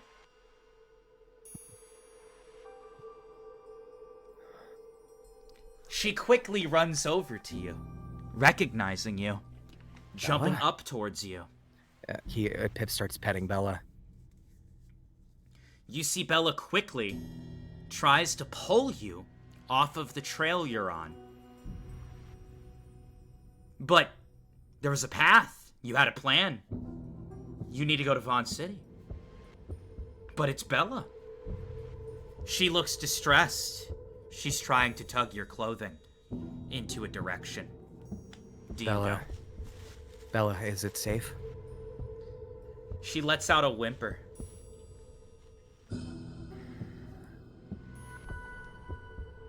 Is it close? She nods her head. Okay, I follow Bella. You start to follow Bella. Not too far off the grid, Bella is taking you to a place that you start to remember, that you start to recognize.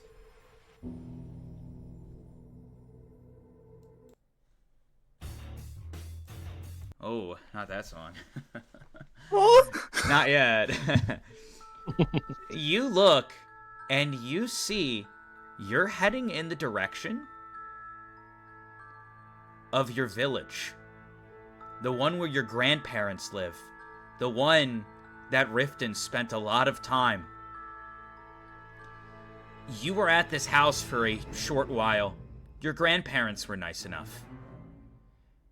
It's a village surrounded by heavy forest. As you walk in the direction following Bella, lo and behold, laying on the ground is Safe Leptail, just outside of the forest. That would lead to your village. I check his pulse.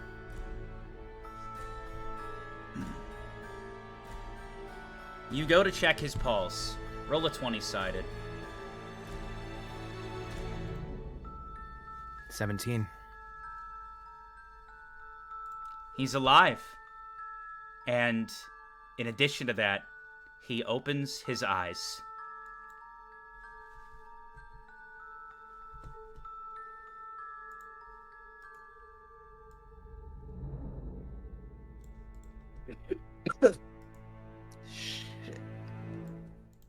Safe? Where the fuck am I? Well, I thought you were dead, so... better than heaven. You're outside an old village that I grew up in. Well, was in it for a little bit, not grew up in. I see where You see what Bella happened the last immediately thing? pounce on top of you.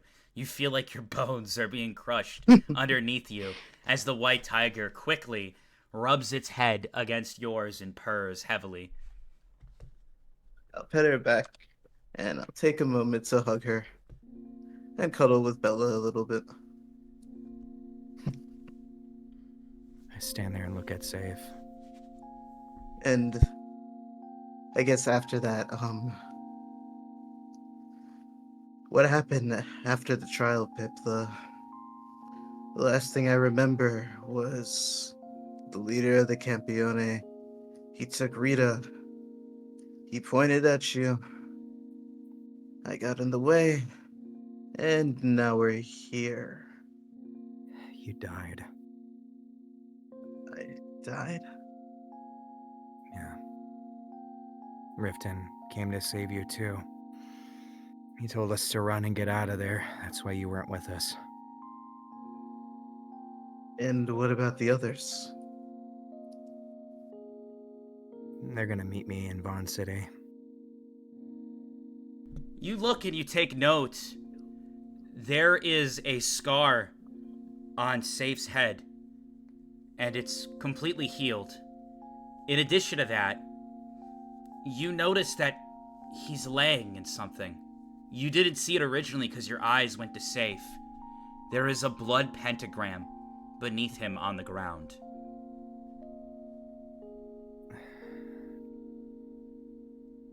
Can I try to read his energy and see if it's actually safe? 20-sided. 10. It's safe. It's him. But as you tried to read energy, you picked up on something else. But this is a little bit weird, Pip. You get a feeling of when you were a child. This feeling, you used to correlate it with the monsters that you feared and hated so much. A gust of wind blows and you look into the darkness towards your village. Not too far of a walk from here. Where Riften's house is and where your grandparents are supposed to be. And you sense a bizarre energy. One that sparks curiosity and discomfort.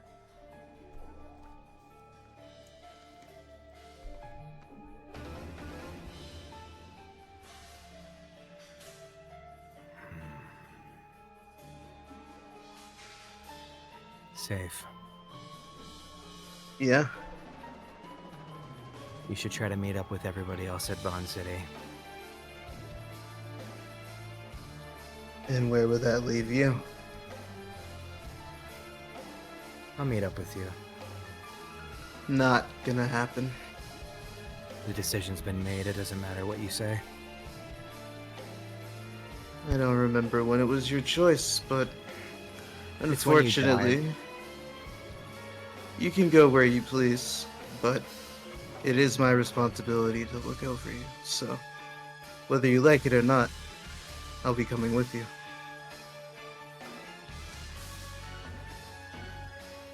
Not to say I'll get in the way of any choices you make. It is your life to live, after all. As long as you don't. Hey, I am happy you're alive, though. I lend a hand down to Safe and I try to help him up. I'll take his hand and try to stand up. Sure, you pull him up. You guys also feel more energy flow from these woods. I'm not liking the vibe here. We need to leave.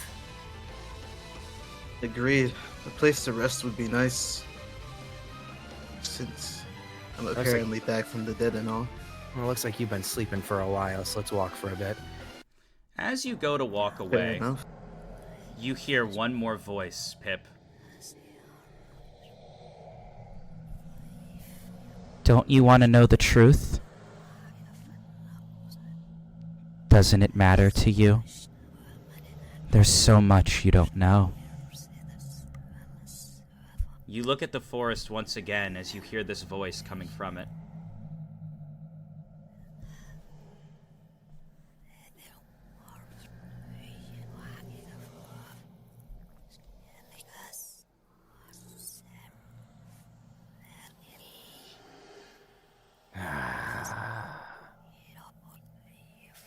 Am I the only one that hears this, or does Safe hear it too? Seems you're the only one that hears it.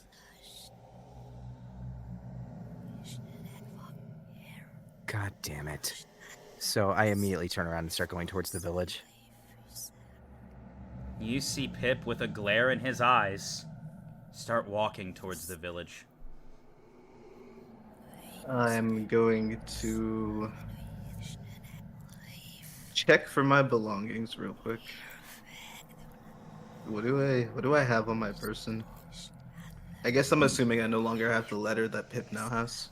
Yeah, you don't have the letter. Everything else that you had on you should be on you, admittedly. Alright, so I still have my sword? Cool. Then, I guess I'll... Well, first of all, how do I feel right now? Do I, like... You feel great. A little sluggish. Like you've been sleeping a long time. But feeling good for the most part. Gotcha.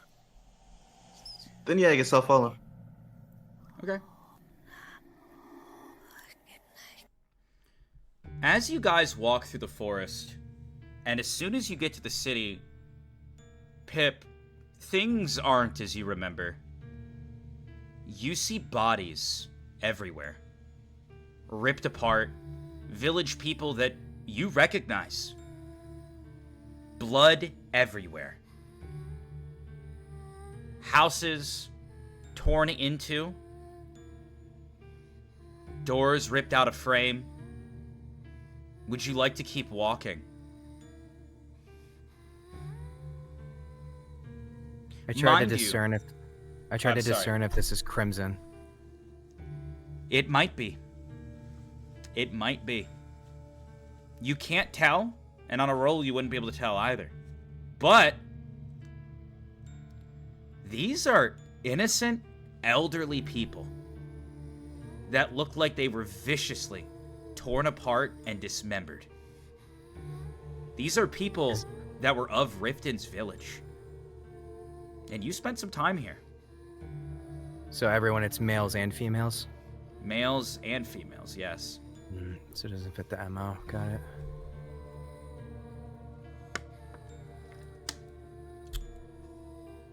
I keep searching for the truth.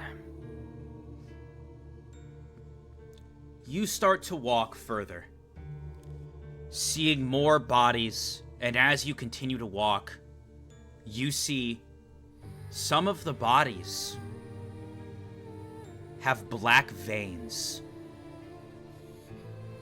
Oh no, he didn't. And then you look, and you see it's Riften's grandparents' house. It looks vacant. Would you like to go inside? I do. I keep my climbing axes ready. You slowly open the door. You look around. You know you heard a voice. You know you got beckoned here by something. Even worse, you were almost positive it was the voice of Crimson. But you look around and there's no one here. Would you like to explore the rooms? There's your old room, your grandparents' room, and Riften's room. I go to my old room. You go to your old room. Nothing really here. There's a few other different clothing options, which your grandparents had lent to you as hand-me-downs. But nothing really out of the ordinary here. Okay. Safe. Can you please check the parents' room? Sure, on it. Thank you. I check And so I will. I check Riften's room at the same time. Safe, you open up the grandparents' door, and as soon as you do, you see their bodies hanging, as if it's some sort of ritual. You see their missing body parts, and there's a blood pentagram underneath both of them. It looks like their organs were eaten as well, as you see bite marks in them. Safe, I'm starting to think I know how you came back. I take a deep breath, clear my mind, and then I'll walk into the room. So you're both going into Riften's room? I suppose. You slowly open the door to Riften's room. There's no one in here.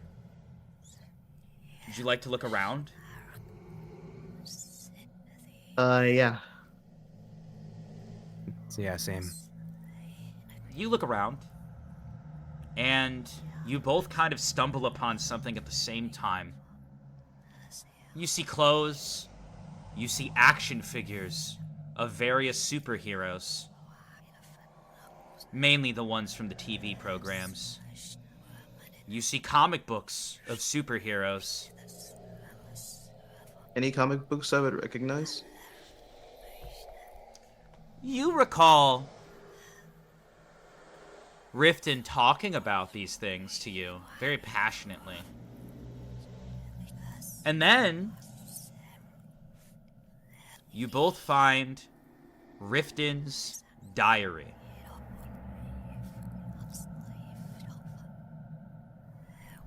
Well, I guess I'll grab it. You guys go and grab it at the exact same time, just reactively. What are we doing with the diary? Is there intent to open it? We open it.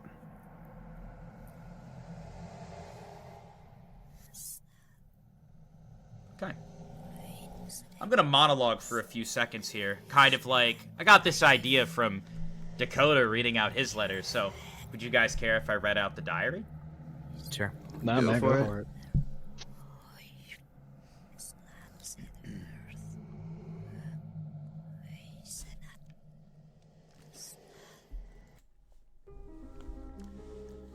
You open up to the first page. You can tell that Riften was definitely a lot younger at this time, maybe 14, 15, unsure. But he writes, "Man, the superheroes on TV are just so awesome. God, I can't get enough of this. I can't wait to share this with the friends I have." You flip to the next page. "I tried sharing my hobbies with the people at school. I can't tell if other people are just naturally mean or if there's something wrong with me. Seems they don't really want to talk about it. But that's okay. They're just into other stuff." You flip the page. "Mom and Dad are stressed out. Seems there's money problems. That's alright. When I get older, I'm gonna get a job and help them out. I already told them." And then you see there's a little sketch of him drawn as a superhero. He's in a cape. You flip to the next page. "I don't really know what it is about people. Other kids confuse me. Why is it so hard to connect with people? I don't know what's going on. Do people not like me? I just want someone to talk about my favorite things with. Heroes are the coolest thing. Vaughn is so cool as well. Seeing all the things he creates and what he does for his people, it inspires me. I really want to be like him someday.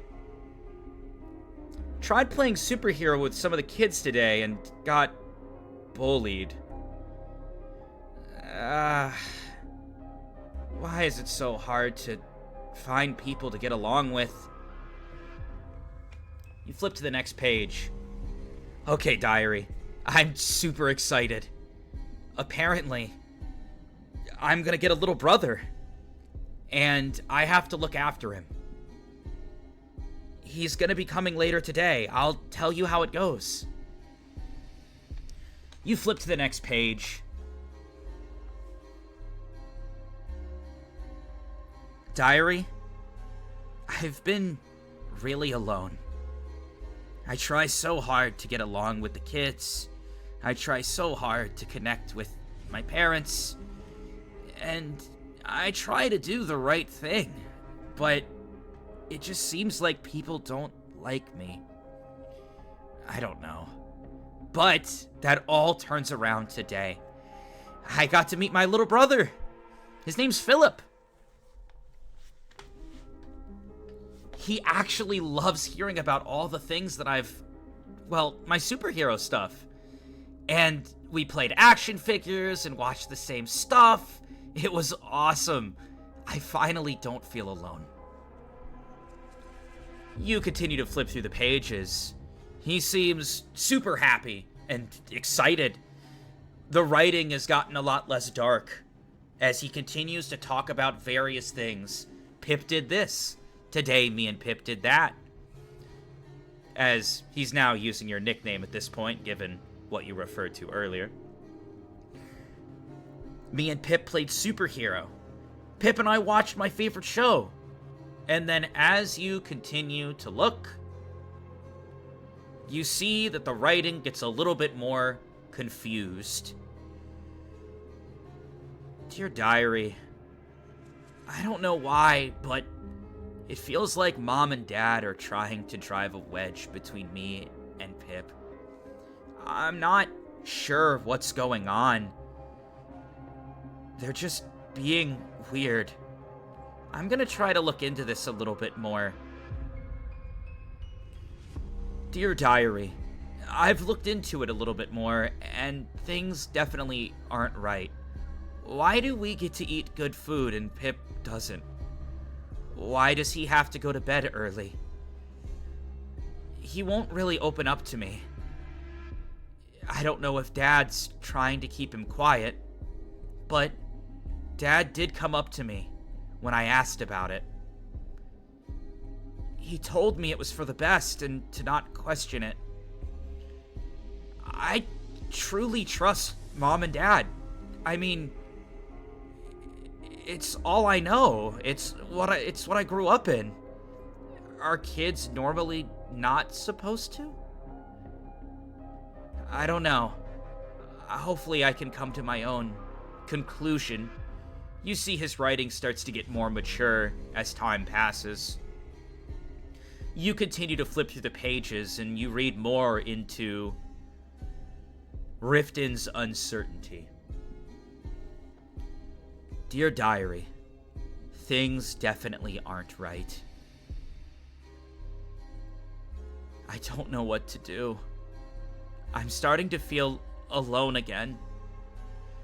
It seems they always have Pip doing some weird charade, fiasco. I don't know. I don't know anymore. I wish I had someone to talk to about this. Are Mom and Dad the villains? Should I confront them? What should I do? I don't know what to do. You flip further. Pip To your whispers, diary. No, What's up? They were the monsters. And then he continues. You flip further ahead. Dear Diary, it's been a while since I've written in you. I was feeling a twisting, dark loneliness in me. I think I'm depressed. It's a lot to think that you have to defy those who raised you. But I think it's what needs to be done. I will do whatever I can to help Pip. I've made up my mind. I've started to train my body. If I tried to attack Dad now, it wouldn't lead anywhere good. I've been doing push-ups in the shower, and I've been hanging from my closet frame, trying to build up my strength. I don't know if it will help, but I need more time. Hang in there, Pip. You flip to the next page. I feel a further disconnect. I really want to help him. I'm growing impatient. My body just isn't making the changes I needed to. I've gained some strength, sure, but this isn't what I need. It's not what I need. Pip's been locked in the room for a while. I need to figure out what's going on. Tonight, I sneak in. You flip to the next page. Dear Diary, I don't feel so good. I think there's someone following me. I took pills. Lots and lots of pills. I had to. They said Pip couldn't leave the room until they were taken, and I don't know what effect they would have had on him. I think I made a mistake. I'm hearing voices. My veins are turning black in my arms. And I'm seeing things. I'm starting to have mood swings as well. I've been lashing out on people. I don't mean to. I don't want to. I just feel so angry. Like there's something inside me. Anytime someone says something that sets me off, I have to hold it in. You flip further ahead. Dear Diary, I need some time away. I can't get Pip out right now. The voices, they won't stop. I just keep hearing these voices. Get out of my head. Get out of my head. Get out of my head. You notice there's not an entry for a while after that. And then you flip ahead. Dear Diary, it's me again, Riften. So, I have to say, I'm doing better. Since I started traveling, I'm doing a lot better. I found a way to quell this desire inside me. I became a hitman. It allows me to make the voices happy. I'm told that I'm fulfilling their requirements. In addition to that, I met someone.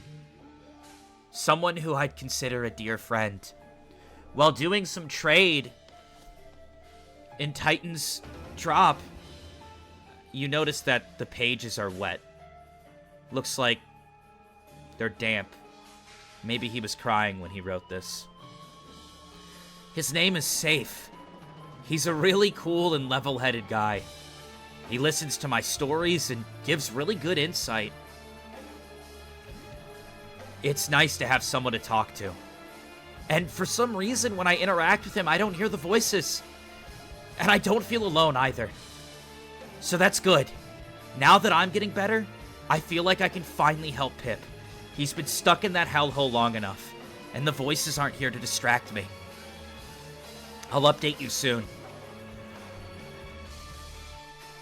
Dear Diary, I'm fully convinced that I'm ready. My body is where it needs to be. My strength is where it needs to be.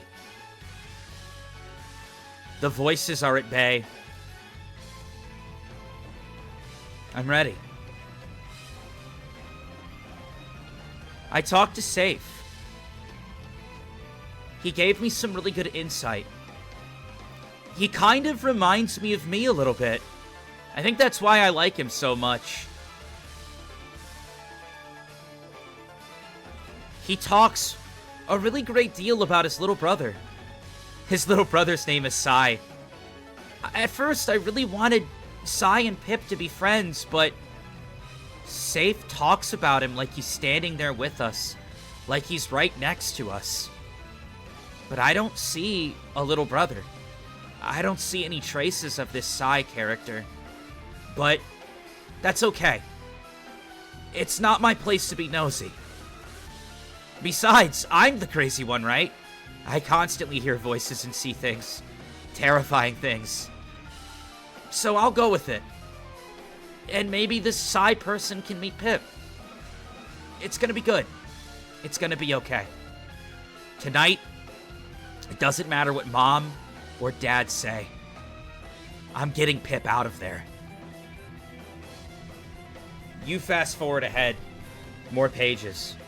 Dear Diary, I got Pip out of there. I'm so happy. I really think that he should go out and see the world. I'm a little bit hesitant because Pip saved me. In this world of darkness, Pip has so much shine, and I don't ever want him to lose that. He just has a much better view on things than I do. I gotta make sure he doesn't lose his shine. So, for now, we're gonna separate. If he's near me in the mental state I'm in, I know the voices will lead me astray. Safe, you're one of the most awesome people I've met. I leave him to you. You continue to flip ahead. Dear Diary, I thought I fixed everything. Every day, I really just try my best. I try my best. I try my best. I try to quell the voices. Hold on.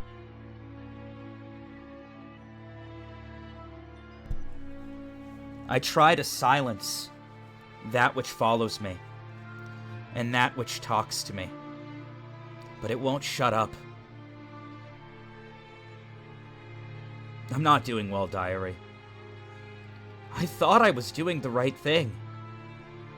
I really did. But it just seems like people are still hesitant of me. People like my own little brother. And my best friend's safe. They just seem so hesitant of me. I want nothing more than to be close with them, to talk with them, but I'm just not in the headspace for it. How can I be normal? What can I do? Dear Diary, I have a problem. I continue to follow my little brother. I know I need to give him space, but I'm just so worried about them both. I truly do love them over everything in this world.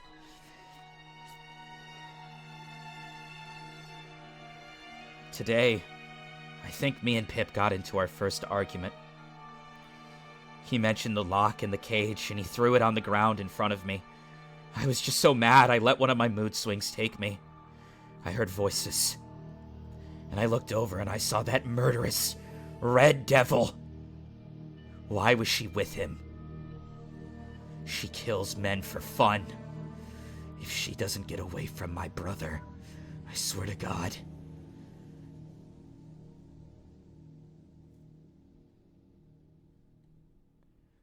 You move ahead a little bit. Dear Diary, it's been a while.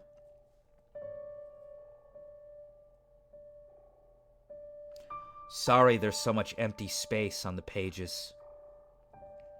I don't know what to write.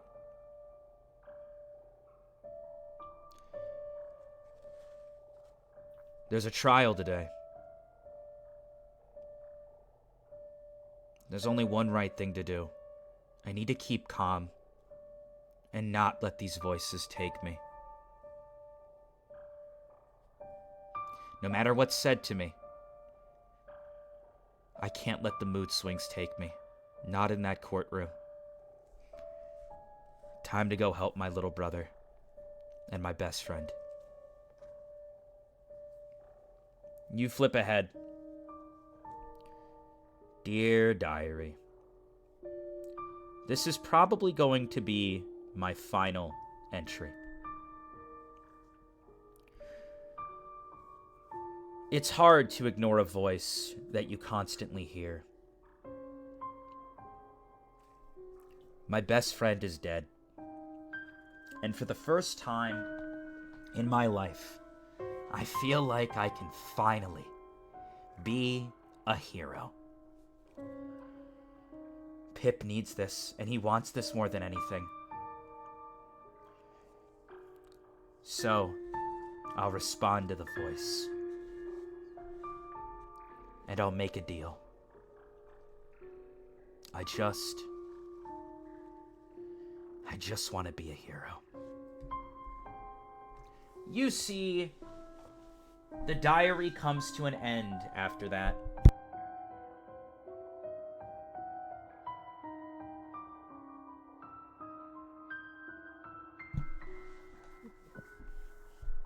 Safe. Yeah. I think this was Riften. I think that's how you're back. Looks like it. You had a brother? Maybe. Maybe not. These days it's a little bit hard to tell.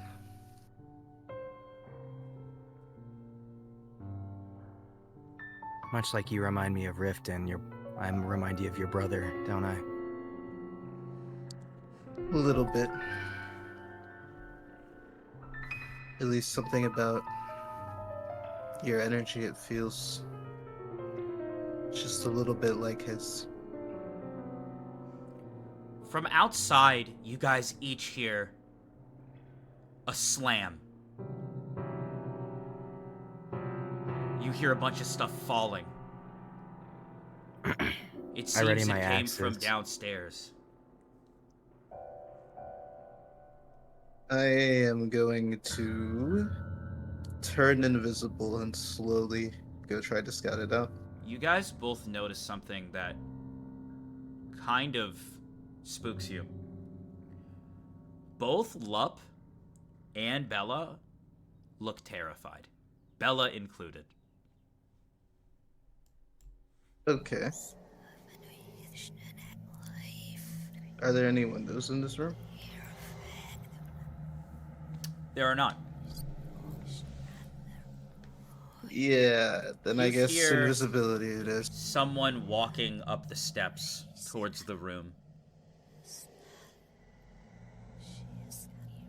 Lup is hiding under the bed. Shaking. Fuck. We need to leave. Agreed. I try to. I'm You gonna- hear a voice. I. Hey, are you guys there? It's Riften's Yeah. voice.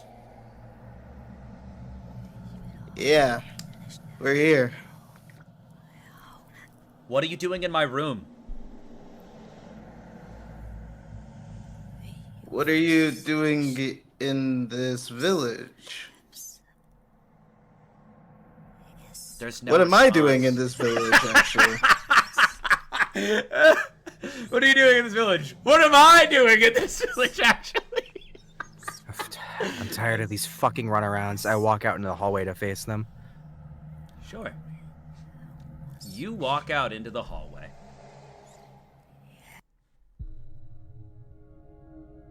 And you witness a sight that, well, you may try to feel no emotion, Pip, but I'm gonna need you to roll 20-sided not to throw up.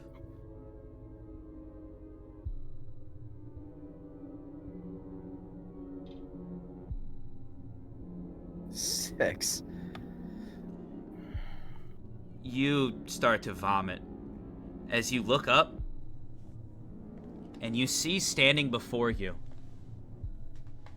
is a figure that is completely black with two large devil horns, a body with two black claws, and overall it's not super tall, but that's not the part that makes you throw up. You look and you see tendrils of darkness coming off of the body of the devil, of the demon. And you see the tendrils weave through Riften's living body, and it holds him in the air. Riften. And you see energy and blood being pumped out of his arms, legs, mouth, into this demon. What's even worse, this demon is a spirit.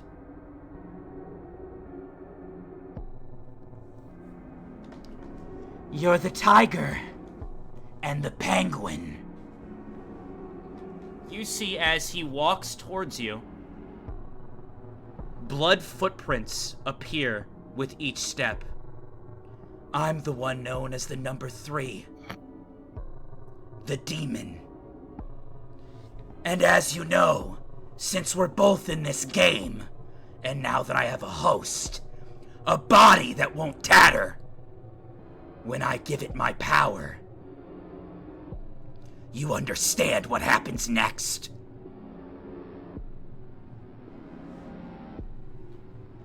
I do. You see the demon's eyes glow red in front of you.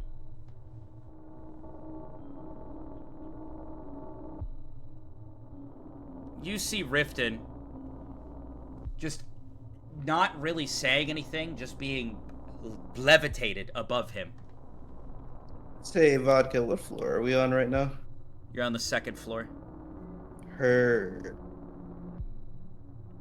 Also, what material is this house and floor made out of? Wood.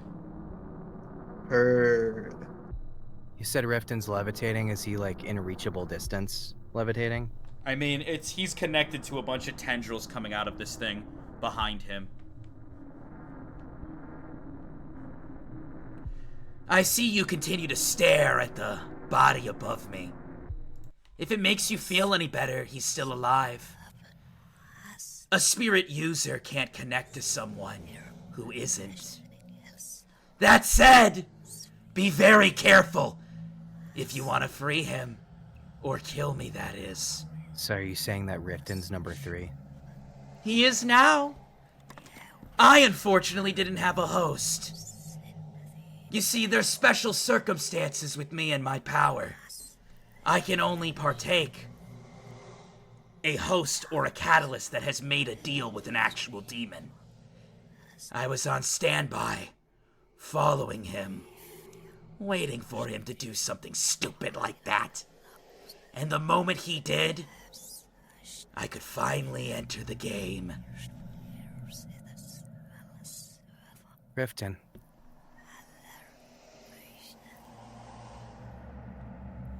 There's no response from the body floating above.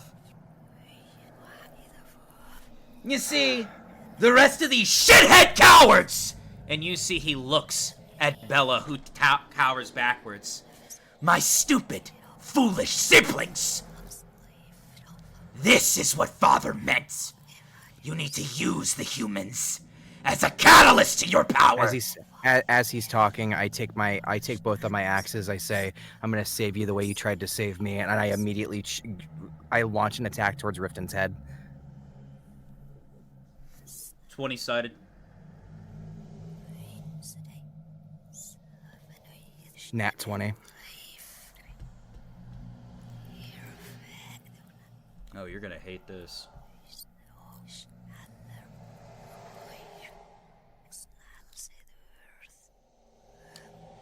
You take it and you throw it, and it looks like it's going to be a perfect shot. And then the demon teleports, and he is behind both of you. He holds up his hand. I use 18 dexterity. And all you hear is, die! Aurora's Pavilion! I summon an igloo, the wall to separate us and the demon. 20-sided.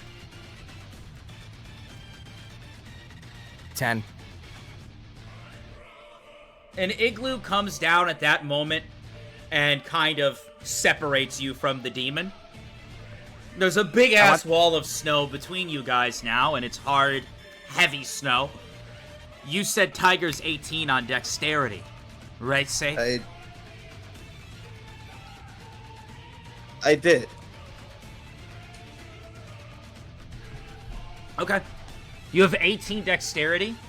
At that moment, black tendrils fly out from underneath the ground, and it looks like they harden like spikes, and they go to sever both of your bodies. What do you do? 5. I dodge out of the way. I'm gonna deflect them. All right. I dodge out of the way, preferably towards the door. Dex check twice, Pip, and 20-sided for you, Safe. I hit a 17. You deflect them, and you get pushed backwards. And then, simultaneously, you see both Bella and Lup in the air being squeezed and crushed by tendrils. You see the tiger start to whimper and yelp in pain, and you see the penguin looking like it's about to pop like a fucking balloon. I'm gonna try and free them. For Dex, I rolled an 8. What is it? For Dex, I passed. I take one of the ice axes, I throw it towards the tendril that's holding Lup.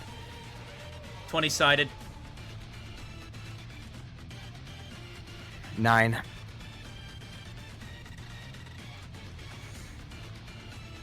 You see he moves the tendril out of the way and continues to squeeze.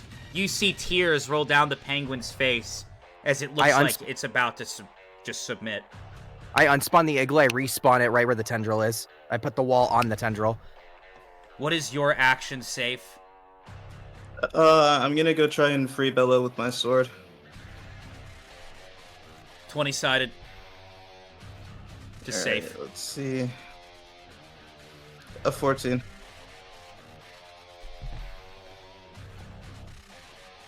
You jump off the walls, you go up, and you do actually free Bella from the tendril.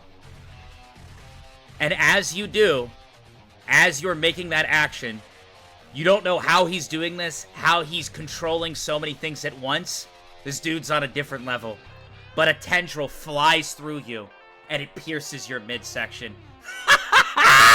Knew you would do that! The tendril coils in you and slams you into the ground. Your health goes to 1 automatically. Ooh. As you bounce off the ground, the tendril does release you. Bella's also released. She quickly grabs you and basically says, get the fuck on. Yeah, I'm gonna hop on Bella and I'm gonna try and grab Pip. I try to summon another igloo that cuts off the tendril. 20-sided. Fuck yes, 18. The igloo comes down and crushes the tendril, and you see Lup 3. You see a massive bruise around his midsection as he starts to waddle towards you. I quickly grab Lup. I say, hey, jump on the cat, go! Stop moving, brother! You little pacifist! You really think you can win this game?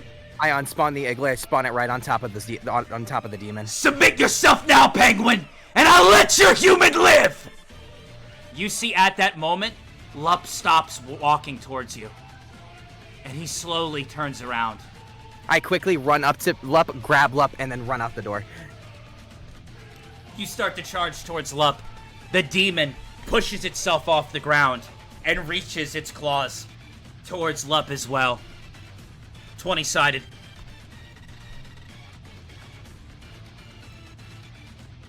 $12.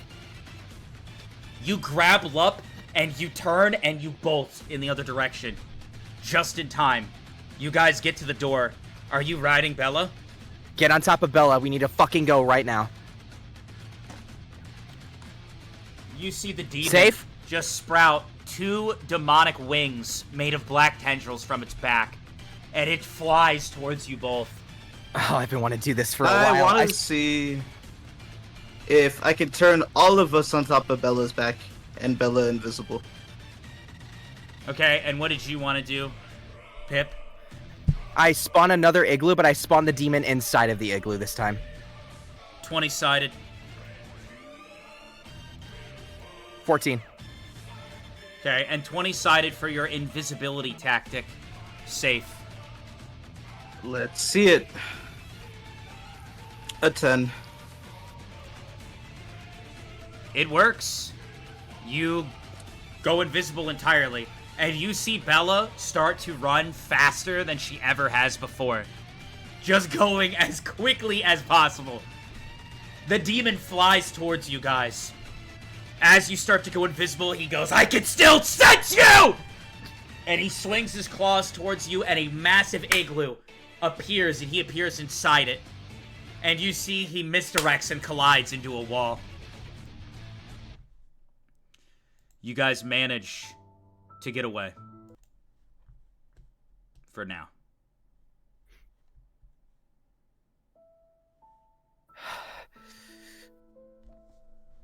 I quickly try to get into a position where I can hug Safe and start healing him. 20-sided. 10. The healing works.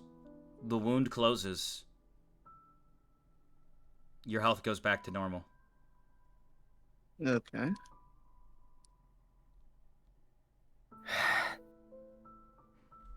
I was a little too close. I'm gonna use the bathroom while you two talk and bond. At this point, I've been through worse. Seriously? Oh yeah, there was earlier at the trial, you know. Oh, you're right, yeah. Man, I thought my week sucked. Well, we're still alive at the end of the day, I guess. Yeah.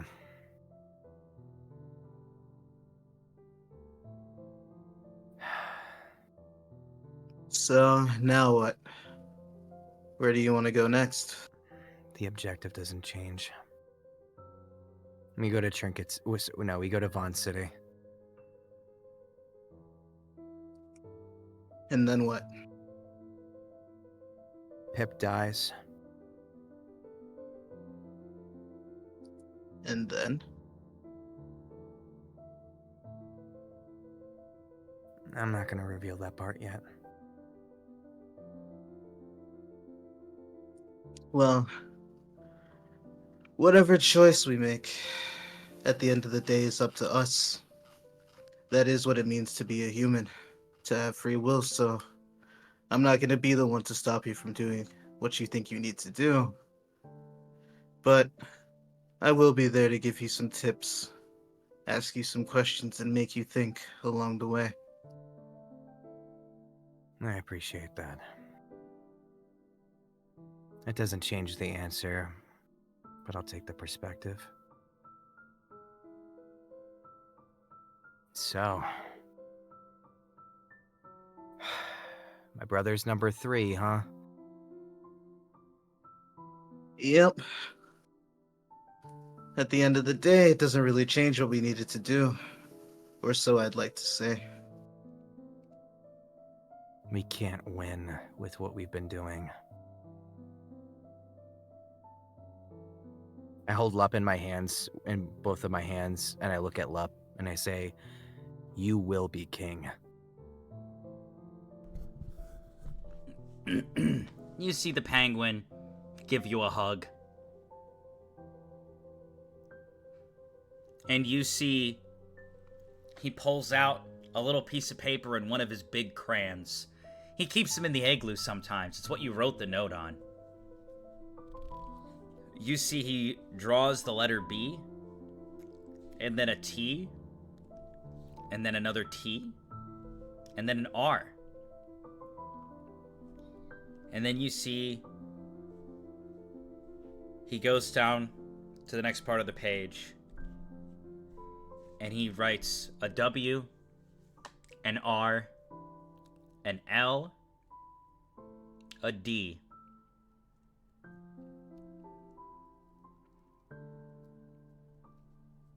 I gotta be honest, I think I'm dyslexic. What the fuck does this say? I don't know. What does it say? Can I see the paper? Spell it out. I show the paper to Safe. Better world. Is that what you want to wish for? It's a little more complicated than that, but yeah, that's the idea.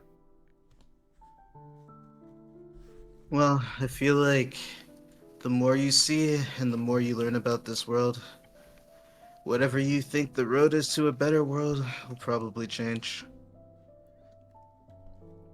So, I encourage you to keep your mind open, regardless of whatever decisions you have to make along the way.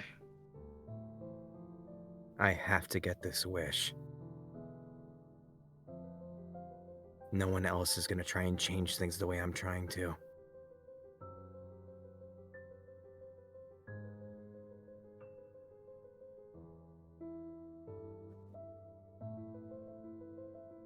The system's You know, too flawed.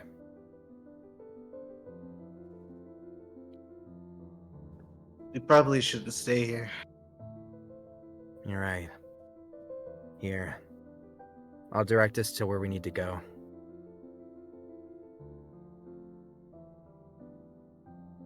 I will say, though, Oh, my bad. Go ahead. like I said back then, if you want to learn what I think it means to be strong, and if you want me to teach you how to fight and how to defend yourself in this world, that offer still stands. As long as you're ready. I can't do that with who I am right now. But I'll be taking that offer very soon. Fine by me. And let's go. I use Huddle Hug Healer on both the Tiger and Lup as well, just to make sure that they're okay. You do so. You guys continue to ride the Tiger. You had a little bit of a detour, but you find yourself approach big golden barriers which go over Vaughn City.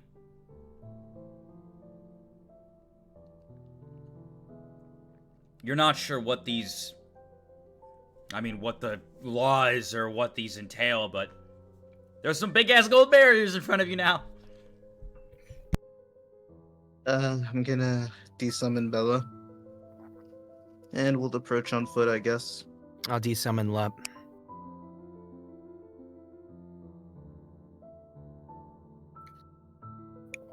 We keep heading to the house. Well, about that. So, Pip, you remember an interesting detail. And whether or not you'd like to vocalize this to Safe is up to you. But anybody who is in a family registry or housed in Vaughn City can walk in and out of this force field on the city. If you were born or raised or spent most of your time in another city, you have to get clearance from the guards at the front entrance. Meaning, Pip, you have belief you should be able to walk through that barrier, but Safe probably couldn't. He would have to go through all the long processes to get in.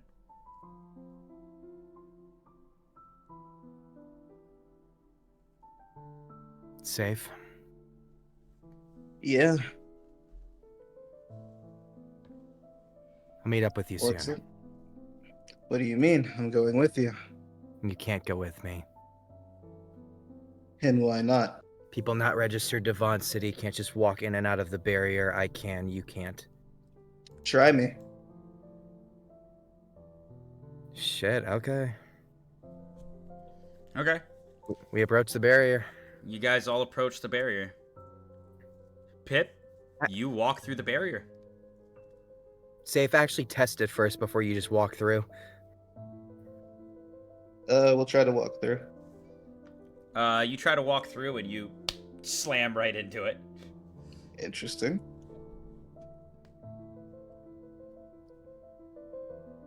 I'm gonna pull out my device and glance at the messages.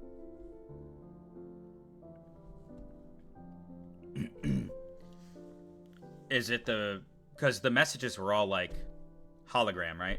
So Yeah, I'm gonna see if I see anything or any way to reply. Or anything like that. it might take some tinkering, but if you have the texting function, you should be able to text the number.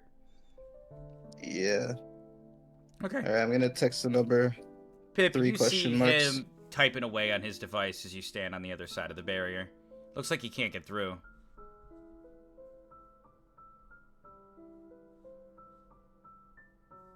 I walk back over for a moment. Okay. Safe. Yeah. Pip dies today. Yeah, whatever. Just don't get yourself killed in the meantime. I'll catch up with you in a bit. No, I'm saying... I hug Safe. And I'll give Hip a pat on the head.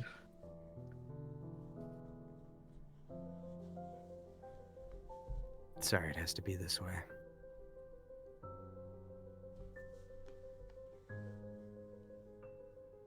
I let go of the hug. See you on the other side. Yeah. I'll be there. I tell Safe the address before I go in. Okay. You tell him the address, and you walk in, away from Safe.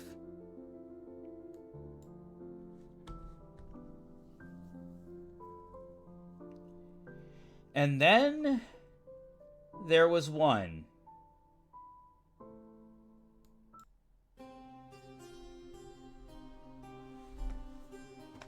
You start to walk through the streets. You see a lot of familiar places as you walk, but you never really got to indulge yourself because you're always locked in a room.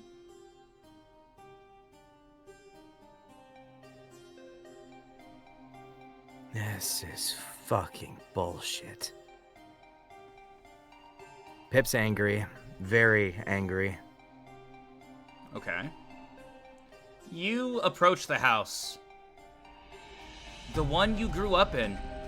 It's really nice. They managed to repair those windows. Sorry, I was checking the message that, never mind. I was checking a message. One of the players messaged me. But, you look and you see that your parents really decked out the place. They got, new windows. They're nice. They look good. They're keeping the cold air out in the winter. It looks like they got the house repainted as well. Oh, it's looking nice out here. They got a little makeshift garden, too, out front. Living in style.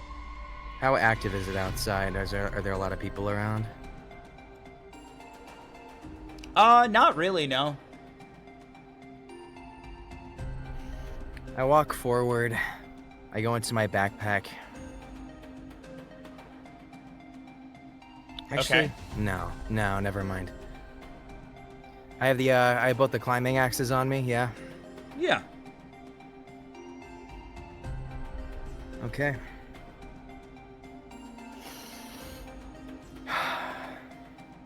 Pip knocks on the door. You knock on the door.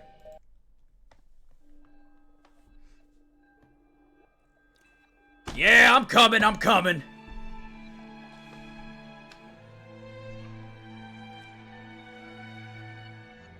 You hear a click unlock, and then the door opens.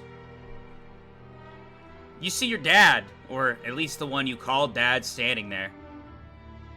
Pip! Back already! Oh my god, Dad, how are you? How was the trip? Come in, my boy! Absolutely. It's been some weeks now, ever since Riften pulled you away for his own agenda. No idea what he was thinking, truly.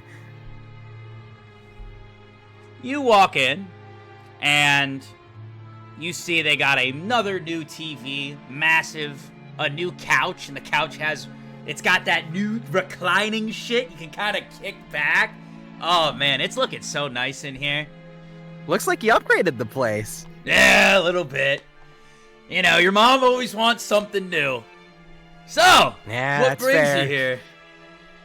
Well, I was wondering if I could, get some dinner with y'all real quick before I head back out.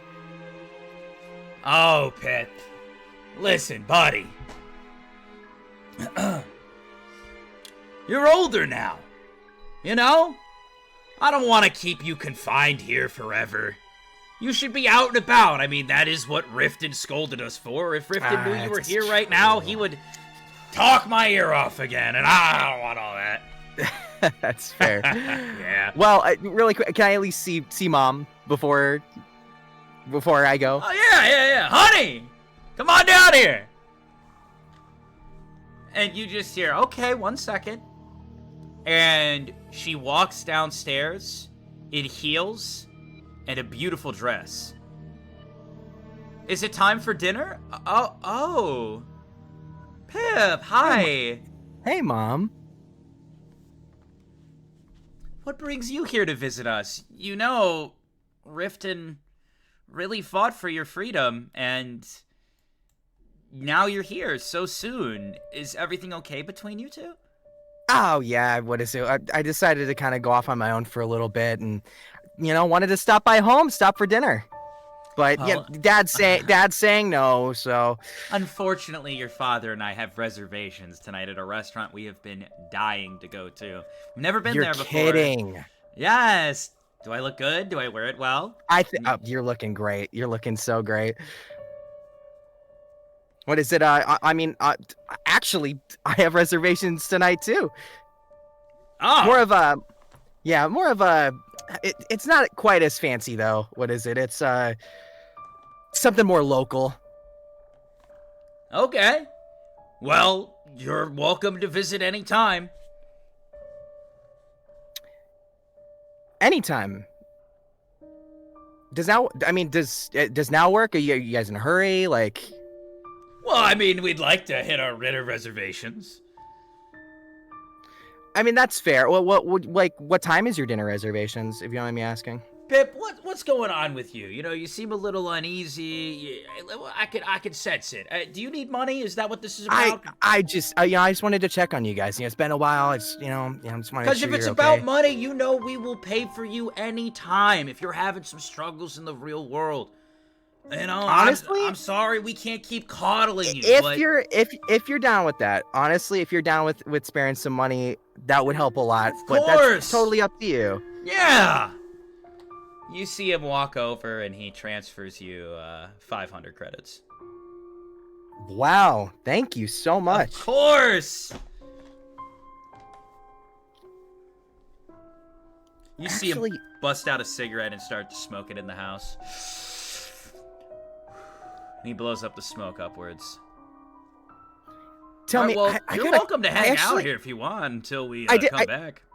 Yeah, that'd be great. That'd be great. I did have a question for you. It's kind of throwing me for a loop. Riften asked it to me. I just, want to make sure that we get it out of the way. Been thinking about it for a while. If you could wish for one thing, anything, truly anything, what would it be? Oh, that's easy. My own happiness. Everybody in this world trying to get by, and it's hard, you know? Well, of course, wife included. Oh, honey, stop. But, yeah, wouldn't that be what everyone wishes for? That's true. Yeah, I guess that was a silly question, huh? Why? What would you wish for? Well, the monsters outside, the ones that, we're always hiding from. I don't know. Maybe I would just want to get rid of them all. The monsters outside? Yeah, they could be pretty dangerous, but you're an adult now. Especially after 5 p.m., right? You and your jokes. Yeah.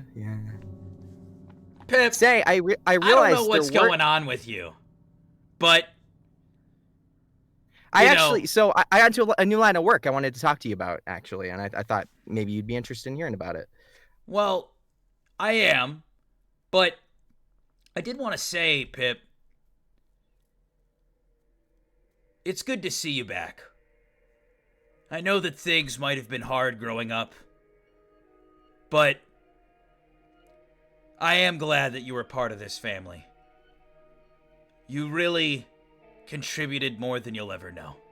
And I hope that both you and your brother can live fulfilling lives.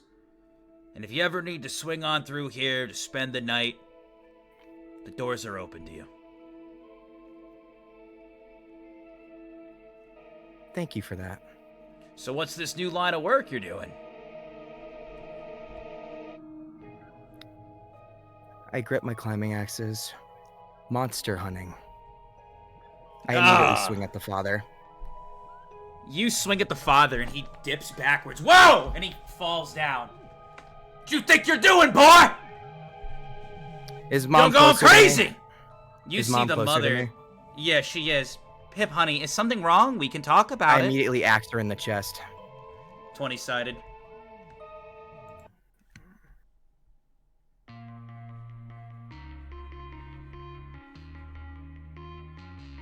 Nat 20. At that moment, right in front of your father, you swing the axe and you just behead her in one swing. And her head plops onto the ground, and blood splatters everywhere. See, it was really interesting learning about monsters. They didn't come out after 5 p.m. The hell's wrong with you, boy? You see him quickly back up and he starts running up the steps. I quickly throw an axe at the dad's legs, trying to trip him. 20-sided. 9. You hit his leg. He screams out in pain but continues to climb up the steps. I throw another one. 20-sided. Nat 20 again, bro. You take another axe and you throw it up the stairs. Die, you fucking monster! You see an axe just go right through the back of his head. and he falls to the ground, but you see his body is still moving. Despite all of that, he's still crawling. I grab the chain and start reeling him in like a fish. You grab the chain, and you start to drag him down the steps, one pull at a time, and you see him hold on. Pip! We can talk about this! We give you all the money! All the money back! Is that what this is about? As he continues to pull, you don't even know how he's talking. You thought that axe was a crit, but hey, maybe he's more hard-headed than you thought. I walk up the stairs. You start to slowly walk up the steps towards him. I appreciate up the behind 500 him. credits, Dad. I fucking stab him again. As you go to stab down, he turns around with a syringe in hand and swings it towards you. Roll a 20-sided.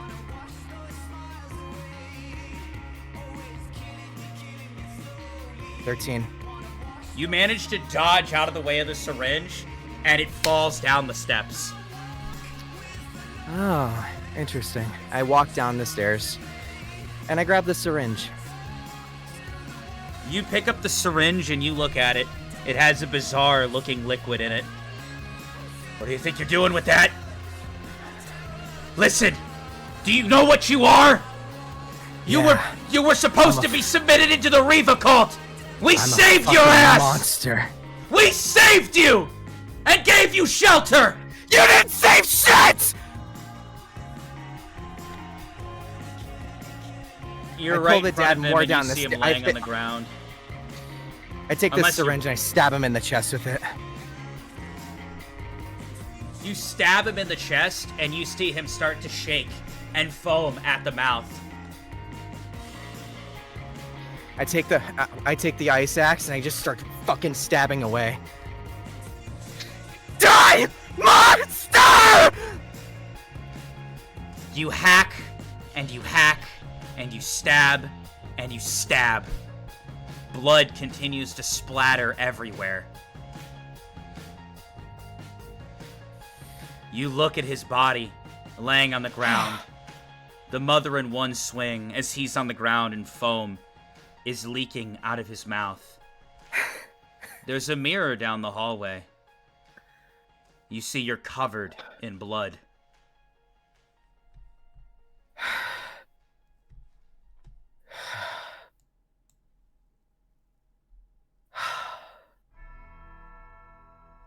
You look at the mirror, and you see yourself. You're shaking. You feel so many emotions inside you. What do? I'm gonna take both of their bodies and I'm gonna put them in the monster room. You take both of their bodies, and you throw them inside of the cage you know so well. You pick out one of the nice locks, and I'm assuming you lock them up? Yep. Now what? I carve into the door, don't open after 5 p.m. Your clothes are all messed up. I don't know if you can walk outside like this, unless you're willing to take a risk. I start taking clothes off and finding extras around the house. You look around and you find some clothes that, maybe were some backup outfits, old outfits that you could have worn as well, and they fit you pretty well as you put on a new jacket. One thing you notice is a scarf in crimson red. Looks like it was your mom's. Do you want to take it? I do. I take it and I put it around my neck. You do. You look in the mirror. I punch the mirror. You punch the mirror, and it shatters in front of you. You see all of the glass shards start to fall, and blood leak from your hand. And you can see your reflection.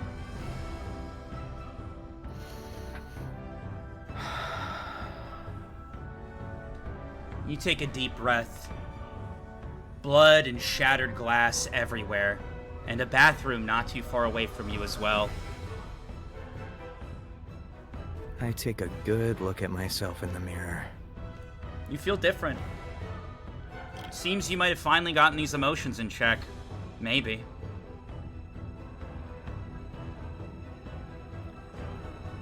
I stare at myself in the mirror and I declare, I will get my wish.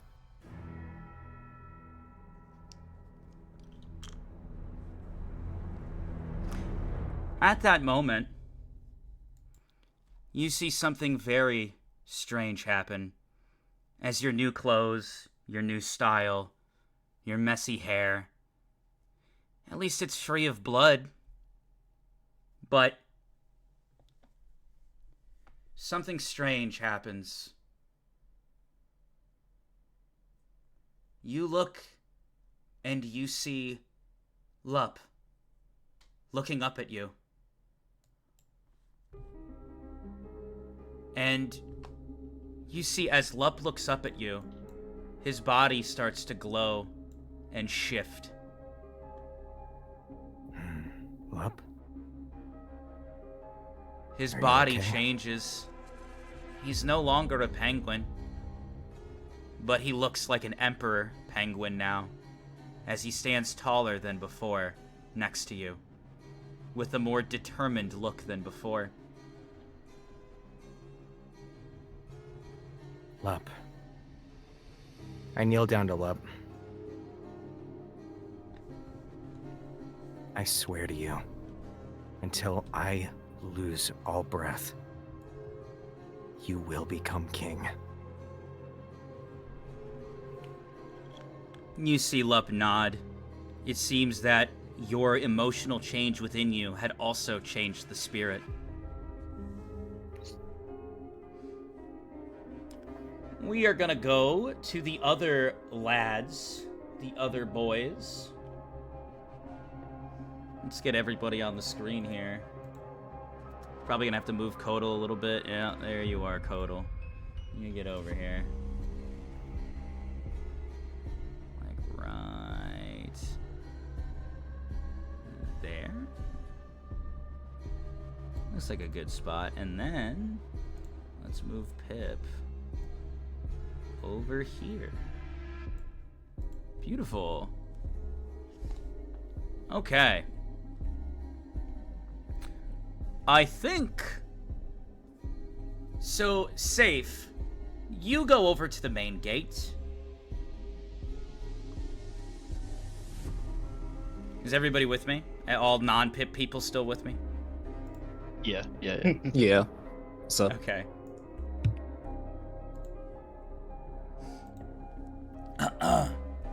You guys all meet at the main gate, weirdly enough. And the timing matches up because of the collision that was happening with the demon. But lo and behold, the absolute shock as Kodal and Salus walk up and you see the Tiger Man himself standing not too far away from you at the entrance. You don't know if someone's playing a trick on you. You don't know what the fuck's going on, but there he stand in front of you. Am I losing my mind?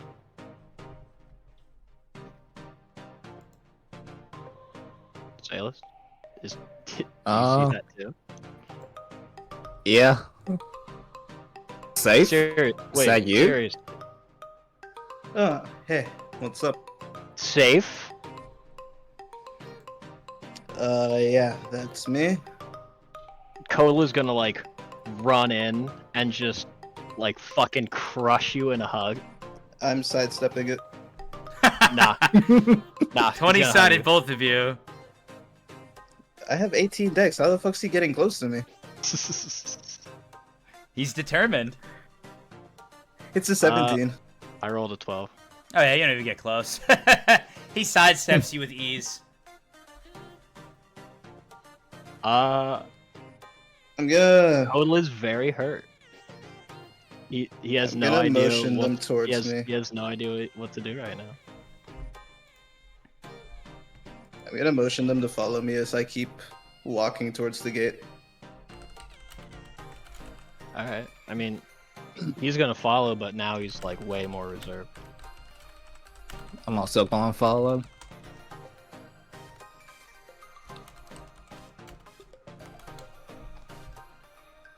You get a So, message have you back seen Pip? from Vaughn. All right.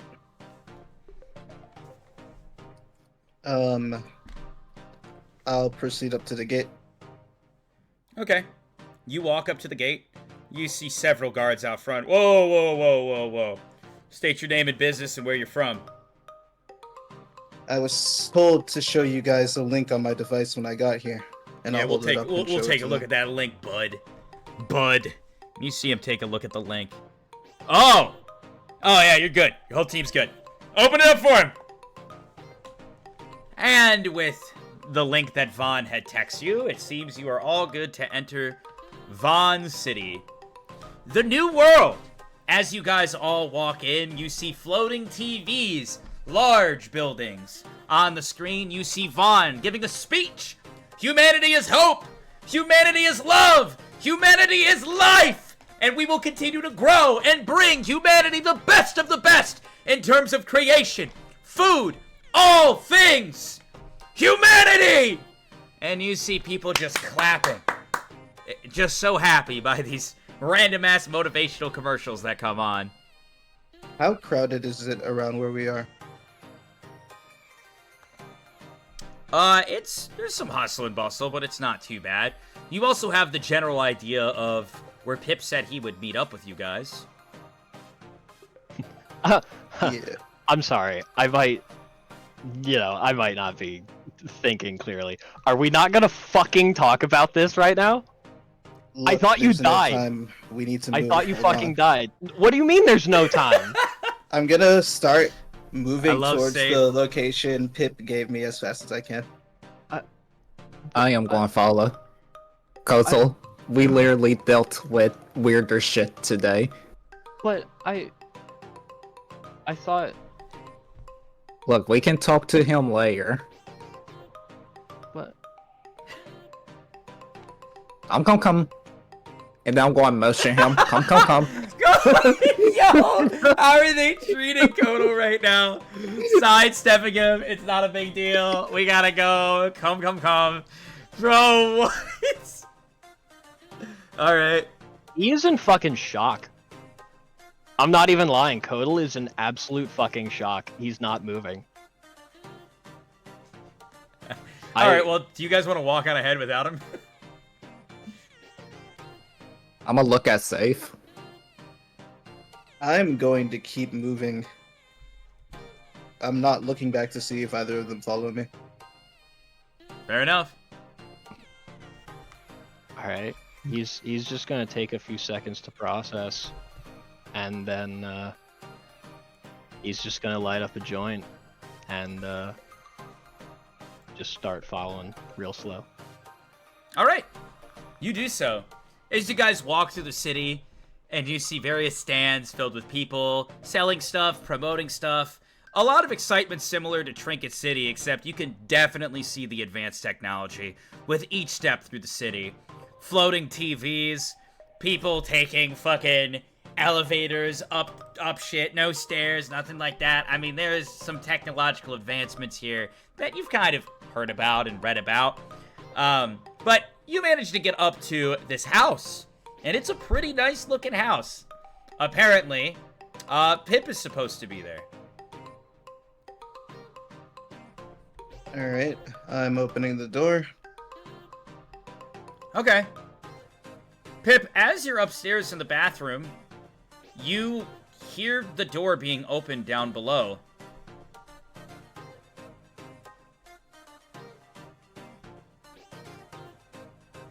I turn around and I start heading towards the door. Okay.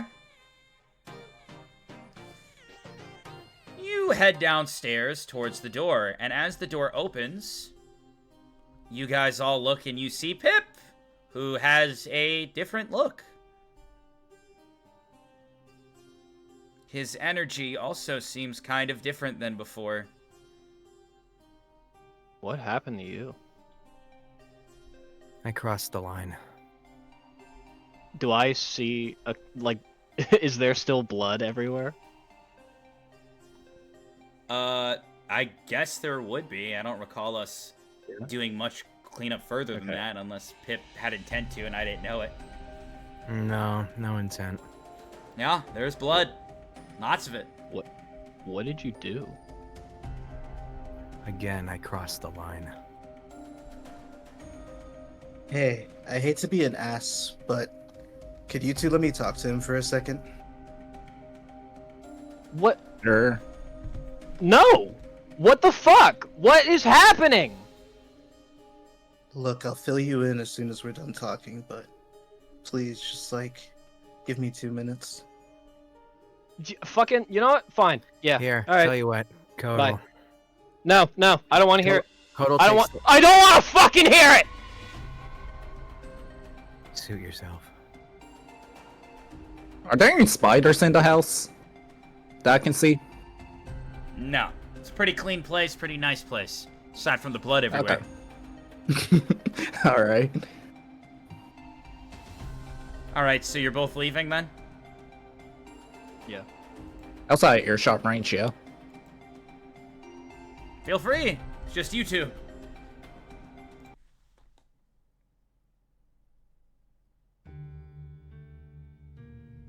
So, first of all, nice look. Love the contrast between the blue and the red. Thanks. You did pretty well with yourself. That aside, looking around, I can see you've made your choice, so I just want to ask, how do you feel? There's more to do. That doesn't answer the question, though. I'm asking you, how do you feel? I'll feel fine when the objective is complete. That's not how you feel right now, though. What are you dodging the question for? Let's talk. I'm just here to check on you.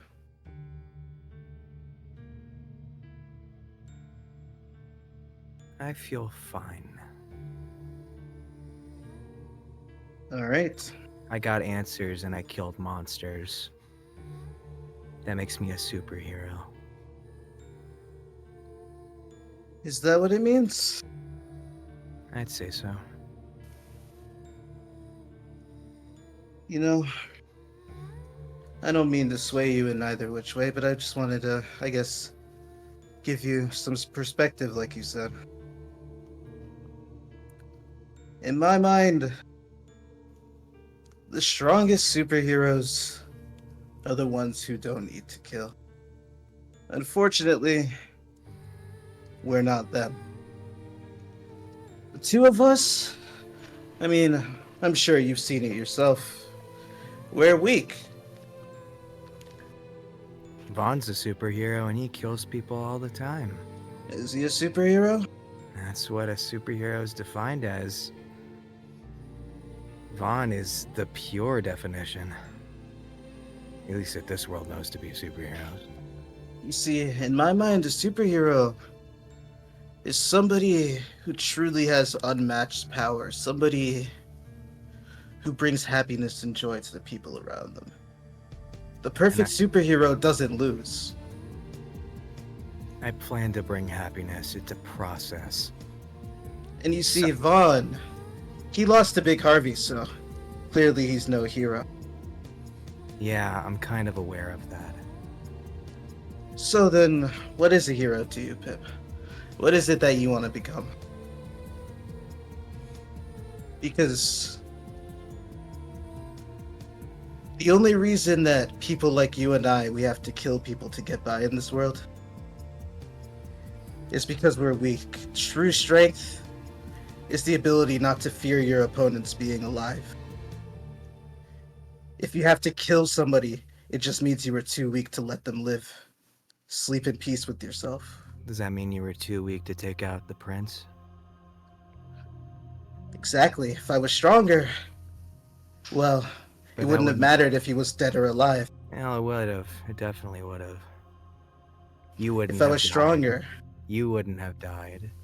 Exactly. Everything wouldn't have fallen apart.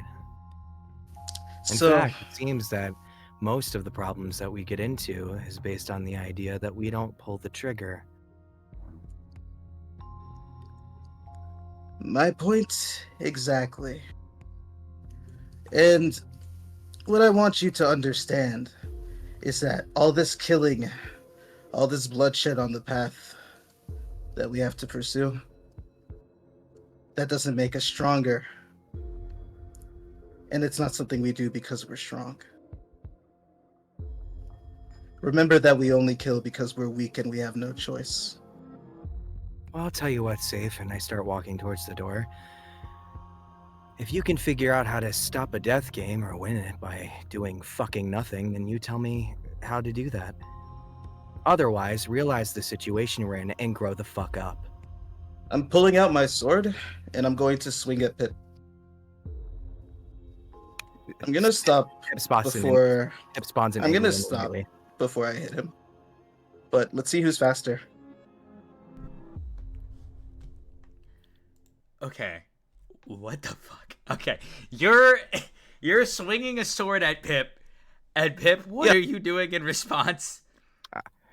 I'm spawning an igloo as like a barrier to be in front of the sword when he swings it. 20-sided. Let's see who's faster today.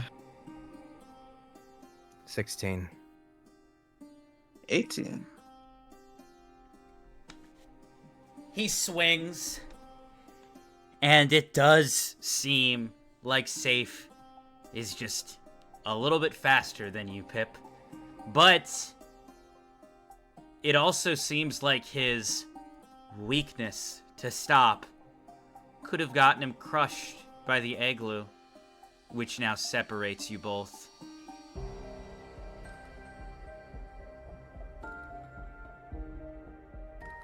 You see, if I wanted to, you would have been dead right then and there. Just because you have a little bit of power now, just because you've beaten some of your enemies, don't go getting ahead of yourself. We're gonna win this game, but we're not gonna win by running into fights we can't handle and getting killed. Tell you what, do me a favor, number 33. You tell me how someone with fucking making domes and hugging people is gonna get through this. Training. You'll practice. You'll to do your what? Techniques. To fight, dumbass. What else can you do? We can't win without killing people! That's the fucking point! Yeah. You think you can get through this entire thing without crossing the line? No. Like I said, we're weak, so we have to kill to survive. Do you want to let your emotions take control of you? Run in, get killed by somebody who's... I mean... Let's be real here. If you can't get past me, how the hell do you think you're gonna get that wish? Oh, let your emotions take control and get you killed like it did for you?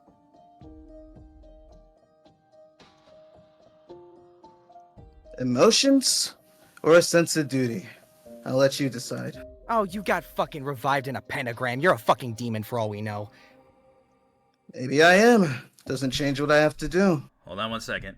Sayless, Pip, you guys hear screaming coming from the house. And energy-based attacks as well. Would you like to go in there? Or Sayless? I will. Kozel, are you coming with me? No. Kodel's staying outside.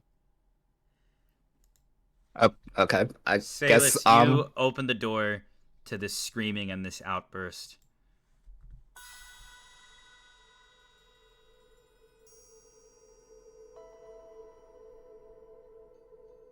Are you guys okay? Yeah. Just having a disagreement. Something like that. Anyways, I guess the long and short of it is, Pip, don't get too far ahead of yourself. Do what you want, and I guess just remember, at the end of the day, no matter what happens, I'll be there to pick you up when you fall, and I'll be there to make sure you stay alive. I'm on your side.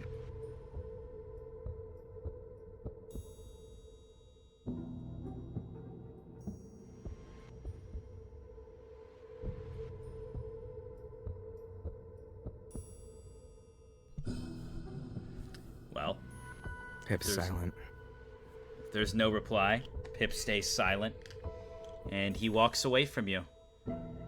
Kodal, you see Pip looking completely different. Energy different. Walks away from both Safe and Salis after screaming. And what kind of worries you a little bit, Kodal, is that screaming, it reminds you of you. You remember when you initially met Pip, he didn't kind of have this attitude at all. But he might be taking after you in some ways, as you've done it enough times in front of him now. You see he walks out with a blank, dead stare on his face and looks at you. So that's it, huh? Can I walk out and talk to Kodal? Sure.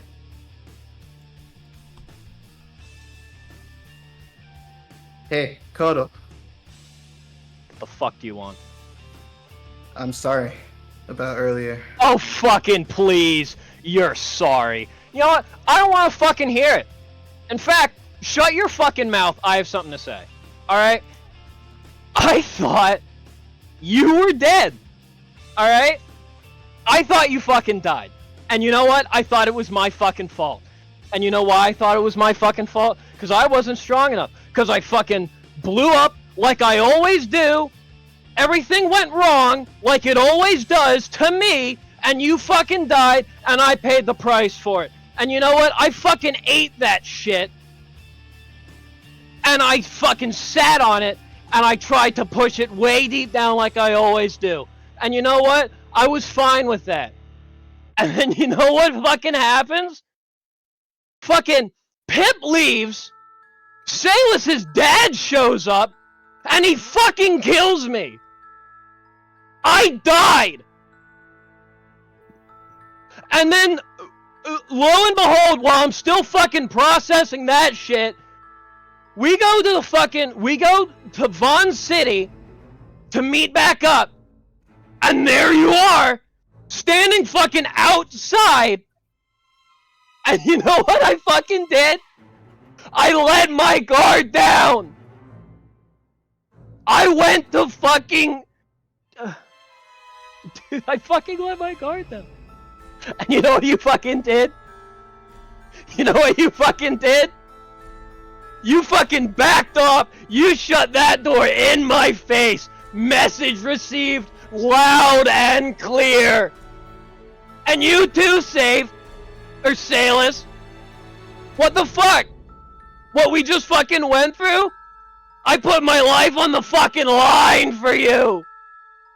I stood on that fucking chopping block to save you, because I knew you were innocent. And you know what you fucking did right there too? You followed him! You shut that shit in my face! And here comes Pip! With his new fucking look! Looking like me! Doing what I fucking do! I thought Pip was the one fucking good thing left in this world! And you know what? He fucking slammed that shit in my face too, motherfucker! So don't you give me that shit about, oh, I'm sorry now! When were you sorry then? Were you sorry then? Look. Like I said, I'm sorry. No! I don't give a shit! What the fucking look? You wanna try and be calm now? Fucking get mad, yell at me, say something! That's what everybody else does! Every time I fuck up, or I get a little upset, and I get a little, oh, maybe I need to defend myself, everyone fucking reins in, and it's like, oh, fucking Kodal's fucking freaking out again! And I fucking take that shit! Whenever I try to do something good, I take that shit! And I tried to be nice! And I fucking take that shit! And you wanna fucking talk to me with this fucking deadpan tone of, oh, I'm sorry this? Fuck you! Fuck all of you! I don't need any of you! And I'm just fucking walking off. You see Kodal start to walk away. Alright, we'll chat later, I guess.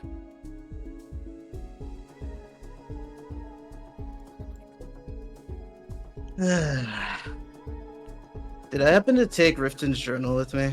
I forget. You did not. Alright. Well, what time is it right now? As of right now, it is... I don't even know. After everything that's happened, I lost track of time. We're gonna say it's daytime. Fuck it. I don't have an exact time. It's daytime. Daytime? Yeah, fuck it. Admittedly, I don't know. Alright. It's like dinner time. That's what we'll say. It's like dinner time. I'm gonna go inside the house. Pick a nice little spot, not covered in blood. And I'm gonna take a seat. How we feeling, team leader? How do I feel? Well, not much as usual. I look over at Salas. So, Salas, you look hurt. Are you alright? yeah, just got into a little scrap with my father earlier. Oh, shit. Sorry, Yep. I wasn't there for that. No, you're good. You had your own agenda to attend to, and I can respect that. But I do have one question. Yeah. That note you left, you signed it as Mitchell. Do you want me to start referring to you as that? Or do you want me to stick with Pip? It'd be preferable. Calling me Pip is just gonna remind you of someone that's not there. Alright, fair enough.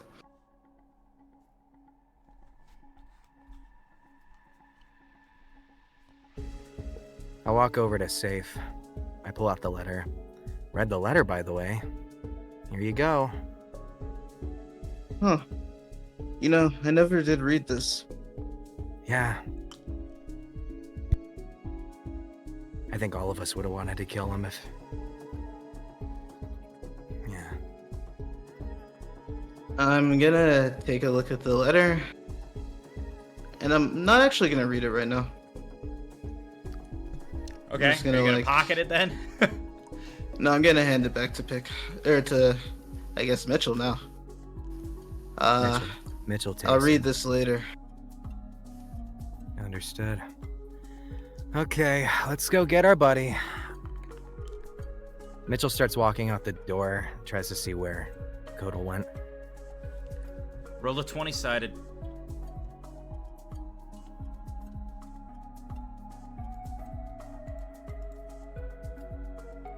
Seven. Unfortunately, Kodal is gone. And we are going to end the session there.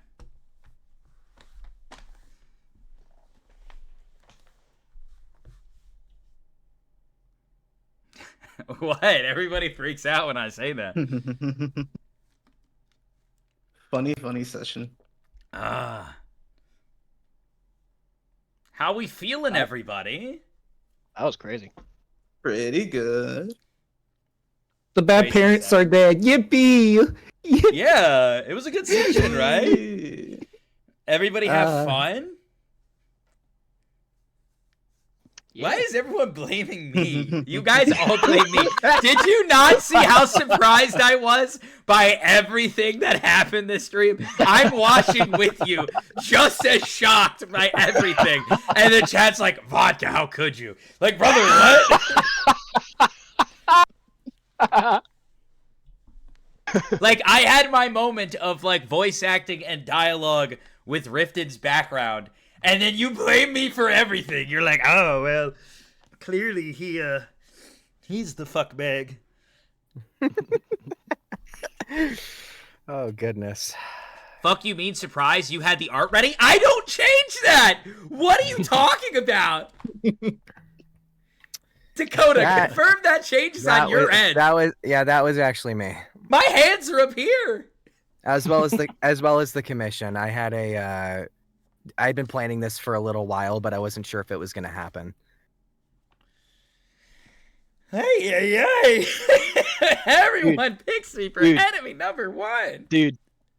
when you fucking sent that wow, my voice is actually a little raw right now. When you sent the fucking new art for Pip, like when you were having your crash out moment and you were like killing your parents and shit, and you like fucking dragged your dad down the steps with the fucking axe and the chain, and then I saw the new like fucking Pip, I was like, damn, dude. Like that fucking threw me. Yeah, it so I had talked about in server a while ago. So it was basically about like Pip's function as a character in the campaign. And so I had talked to Vodka about this when we first started, and I basically told Vodka I wanted to make a character that adapted to what happens, like to the part, like what happens to the party, how the party reacts, the actions the party takes, etc., etc., etc. And so I had checklists in the background, and they were for literally every single alignment in D&D. And so you got Mitchell. Yeah, listen, I wanna say something in the chat real quick.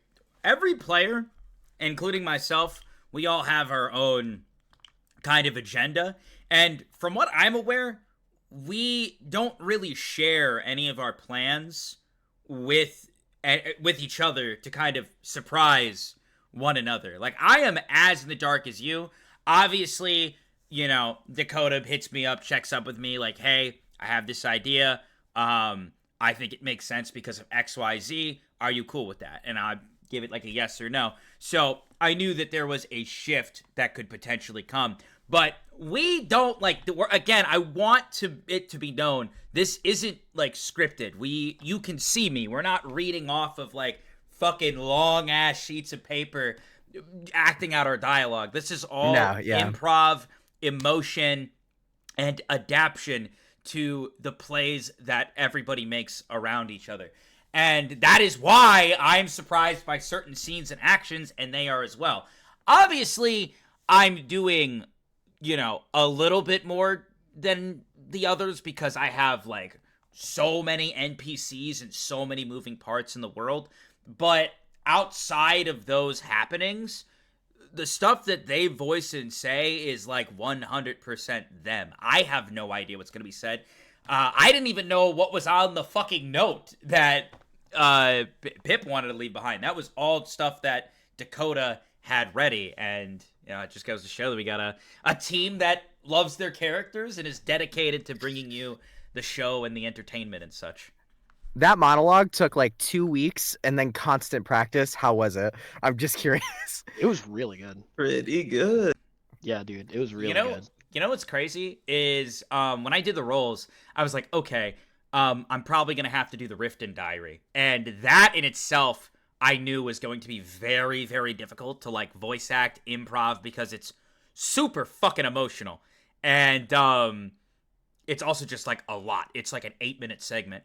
So, did I do okay as well? Oh, yeah, you did fantastic. Yeah, you did good. Yeah. Okay, because exactly when I heard your performance, I was like, fuck. I was like, if this happens, I need to make sure that I, like, give a really good performance here to do Riften justice. And yeah, it was tough monologue. You definitely threw a curveball. I really did not think Safe was alive. I really thought you basically confirmed that he was dead. And so when I saw him, dude, I texted Nako, and I was like, that's another thing. I texted Nako, and I was like, I was on the verge of tears when I saw your character. But the thing is that Pip is in like such a crazy state of emotion. I know he wouldn't react like that in that moment, so I like had to keep that in, and I was just quickly typing away to Nako like, I'm so glad you're alive. So it was hard to keep that one quiet. Yeah, I will say it's not some like big fuck you guys secret. I genuinely went through the process. I did the roles because my players will tell you, anyone will tell you, I just want to do my D&D campaign justice. I want to, do good by it, and I want it to make sense, and I want to make sure I respect the roles that happened. So I went and I did the roles. I did the roles for Riften. I did the roles for all the characters. And, I mean, Riften did, in fact, roll correctly and make the moves that led us to safe living. And it was stated that there is a high percentage that Riften could save him.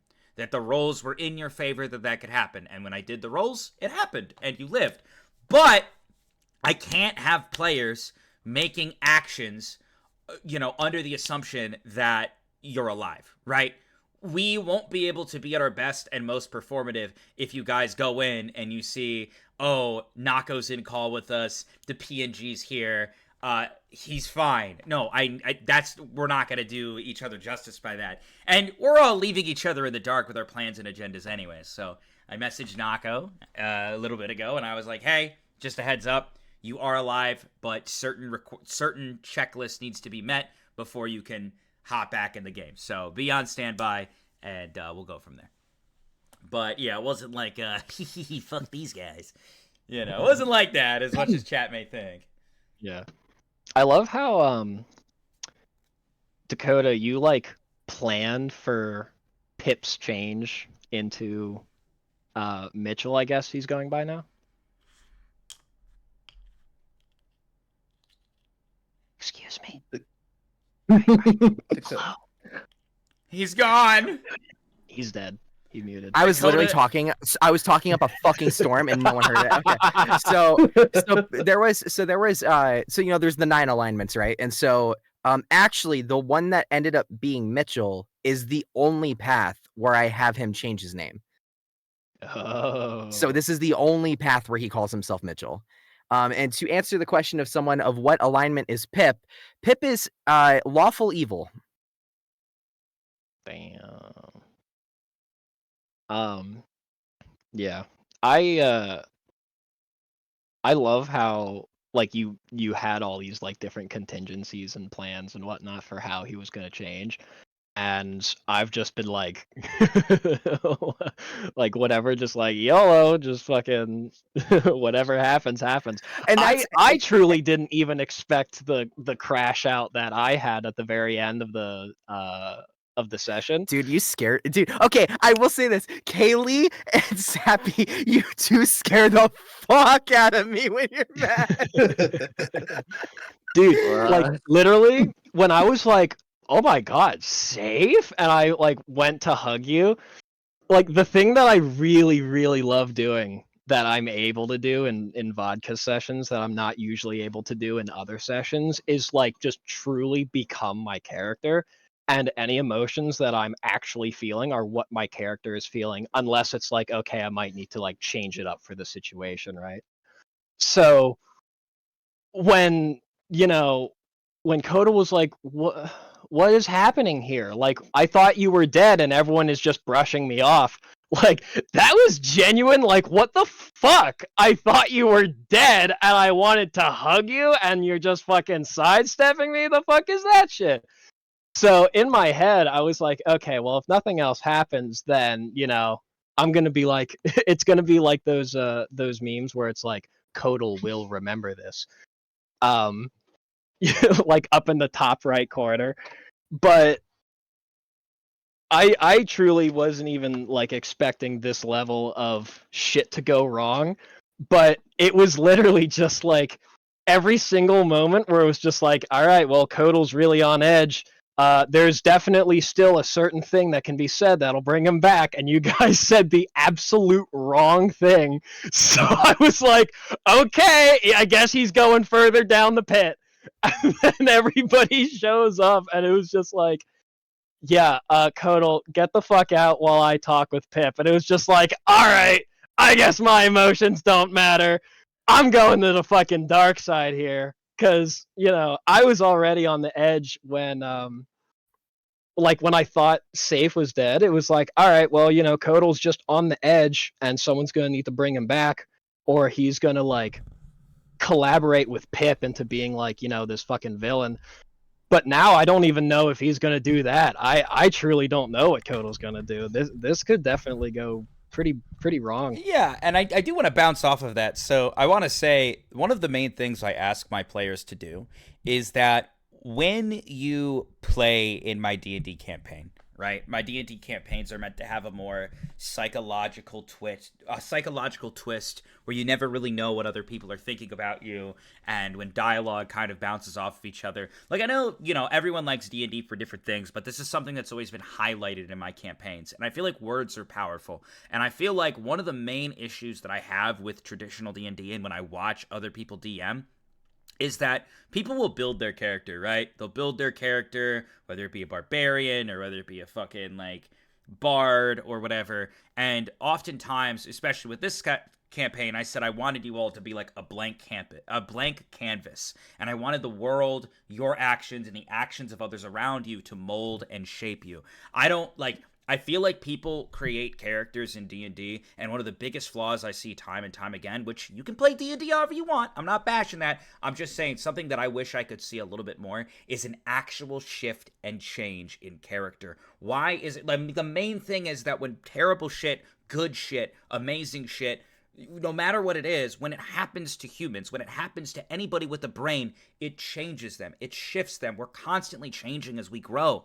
And I feel like traditional D&D has such a lack and such an emptiness for true character development. So I was really pleased and I'm grateful to Dakota for allowing, a checklist and allowing things to slowly shift and change for him over time to reach this transformation. And to all the other players, I'm hoping that, I'm not saying you have to go commission regrets and get a whole new cool model unless you want to, but I'm stating that, as heavy stuff unfolds, I do hope to see from you guys, because I don't know what the future unfolds or what the future holds for us. I hope to see that evolution, whether it be for the better, for the worst, let these sessions and let the conversations that happen and the kills that you make impact your character and shift them accordingly. And I'm not saying that people aren't doing that. I'm just highlighting that this isn't like Pip's different now because of what happened this session. Pip's different because of what happened in all the sessions, the several hours of gameplay, the several instances and interactions, and it makes sense, and I love it. And I hope that we can keep seeing stuff like that. I do. Can I, do you care if I talk about some of the stuff I worked on? Okay. Yes, you can, but can I ask one question? Because after I ask that question, I'm going to clock out, meaning I'm just going to slouch into my chair in the background. Okay. Okay, so I have one question for chat, and I have one question for the players. Because he was one of the most hated characters. I maybe not one of the most hated, but he didn't have fans, and people were telling Crimson to clock him and kill him. What do we think about Riften? Because he was one of my favorite characters to write, and people just did not like him. And I thought that was even more interesting with his character and what he went through in his past. Knowing what I do now, out of universe and in universe and all that shit, I definitely really like Riften a lot more. In the beginning, I think I was kind of with chat where it was kind of just like he showed up and was like, "Hey, everybody, what do you mean you're doing mean stuff to my brother?" And immediately fucking pulled so much heat over onto us, and I was like, I mean, I'm supposed to be the guy that does this. You're kind of stepping on my J's here, man. But I'm the only one who can be a fucking bitch right now. But I really, really do like Riften as a character. I think he's written really well. I am very scared for him, especially that, you know, his spirit is quite literally just like, yeah, I am my own thing. I'm going to just use you as a catalyst, and that's it. Like, you're not even going to be able to do anything if you want to. See, I've always been a Riften fan. Me too. So, I think the thing about Riften is that I relate to him. You know, I feel like he is one of the most human characters in the simple statement of, like, a lot of these characters, especially the ones that people like, they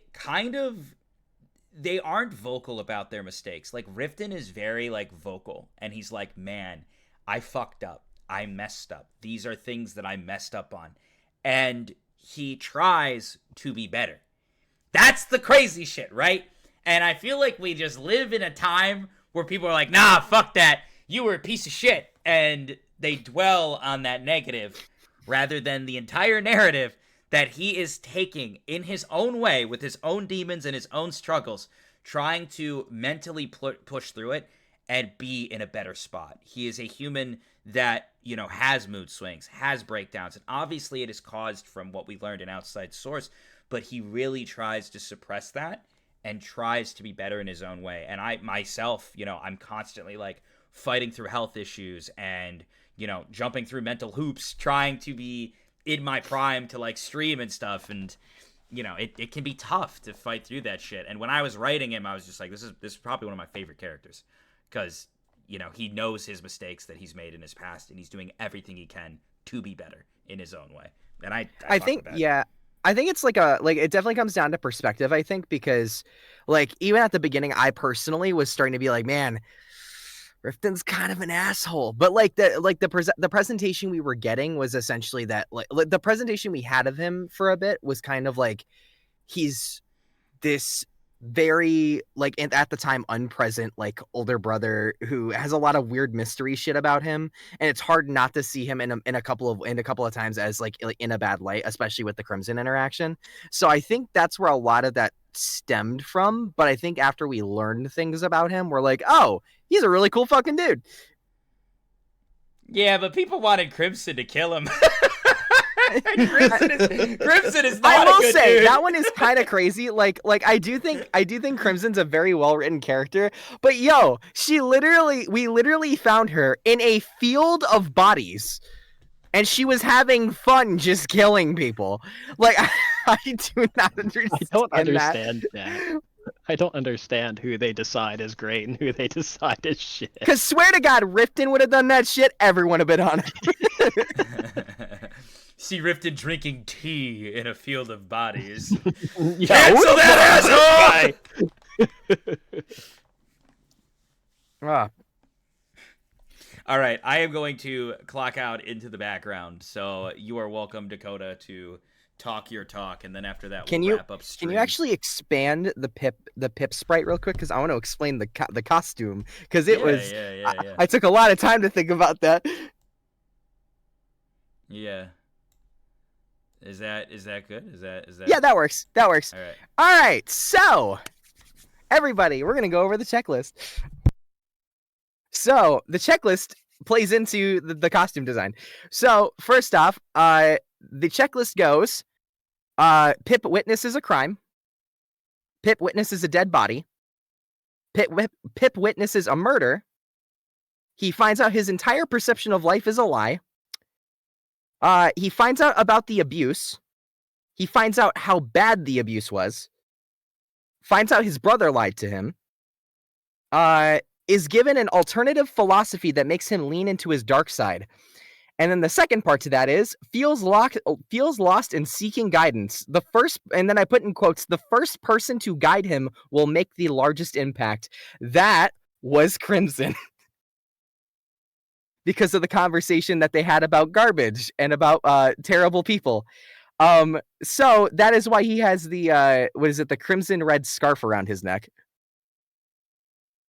And then that jacket I specifically seeked out. That jacket is called the wolf jacket, as in lone wolf. And the company that made it is called Before the Fall, like before you fall and become your darker self. Damn. And then his hair comes from when the kids, those kids that were younger, were pulling on it, right? And like trying to, trying to make him, and try to be like, oh, you're a freak because you have this hair. So basically making his hair the way it is now, it's essentially like embracing this monster that's in him. And then the name Mitchell comes from his last name, and he's basically saying that I am now a monster like my parents.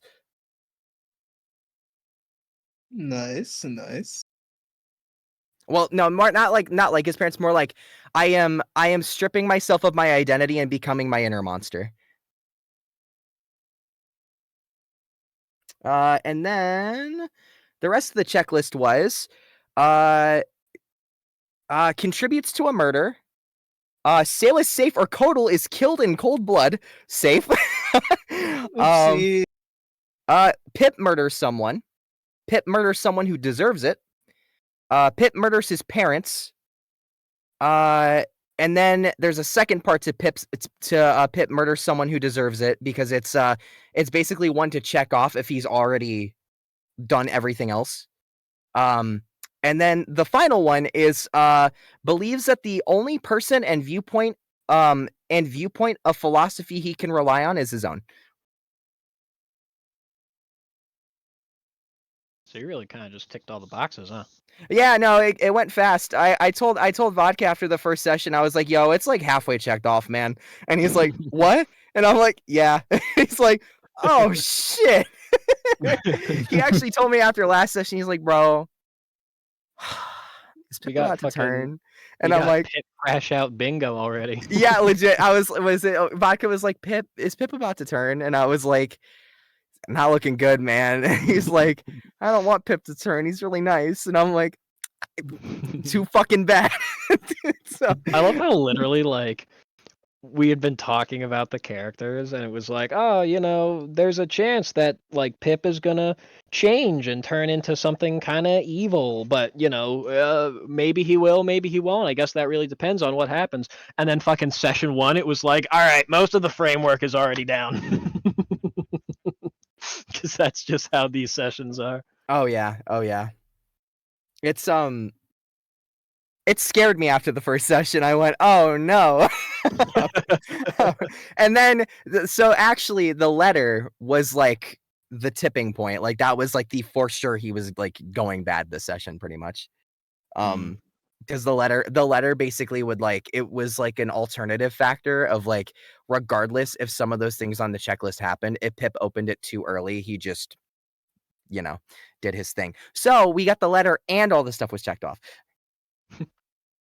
I do want to ask, is there like pretty much after he read the letter, was there anything that could have brought him back? Because I can't answer that. Okay, that's fair enough.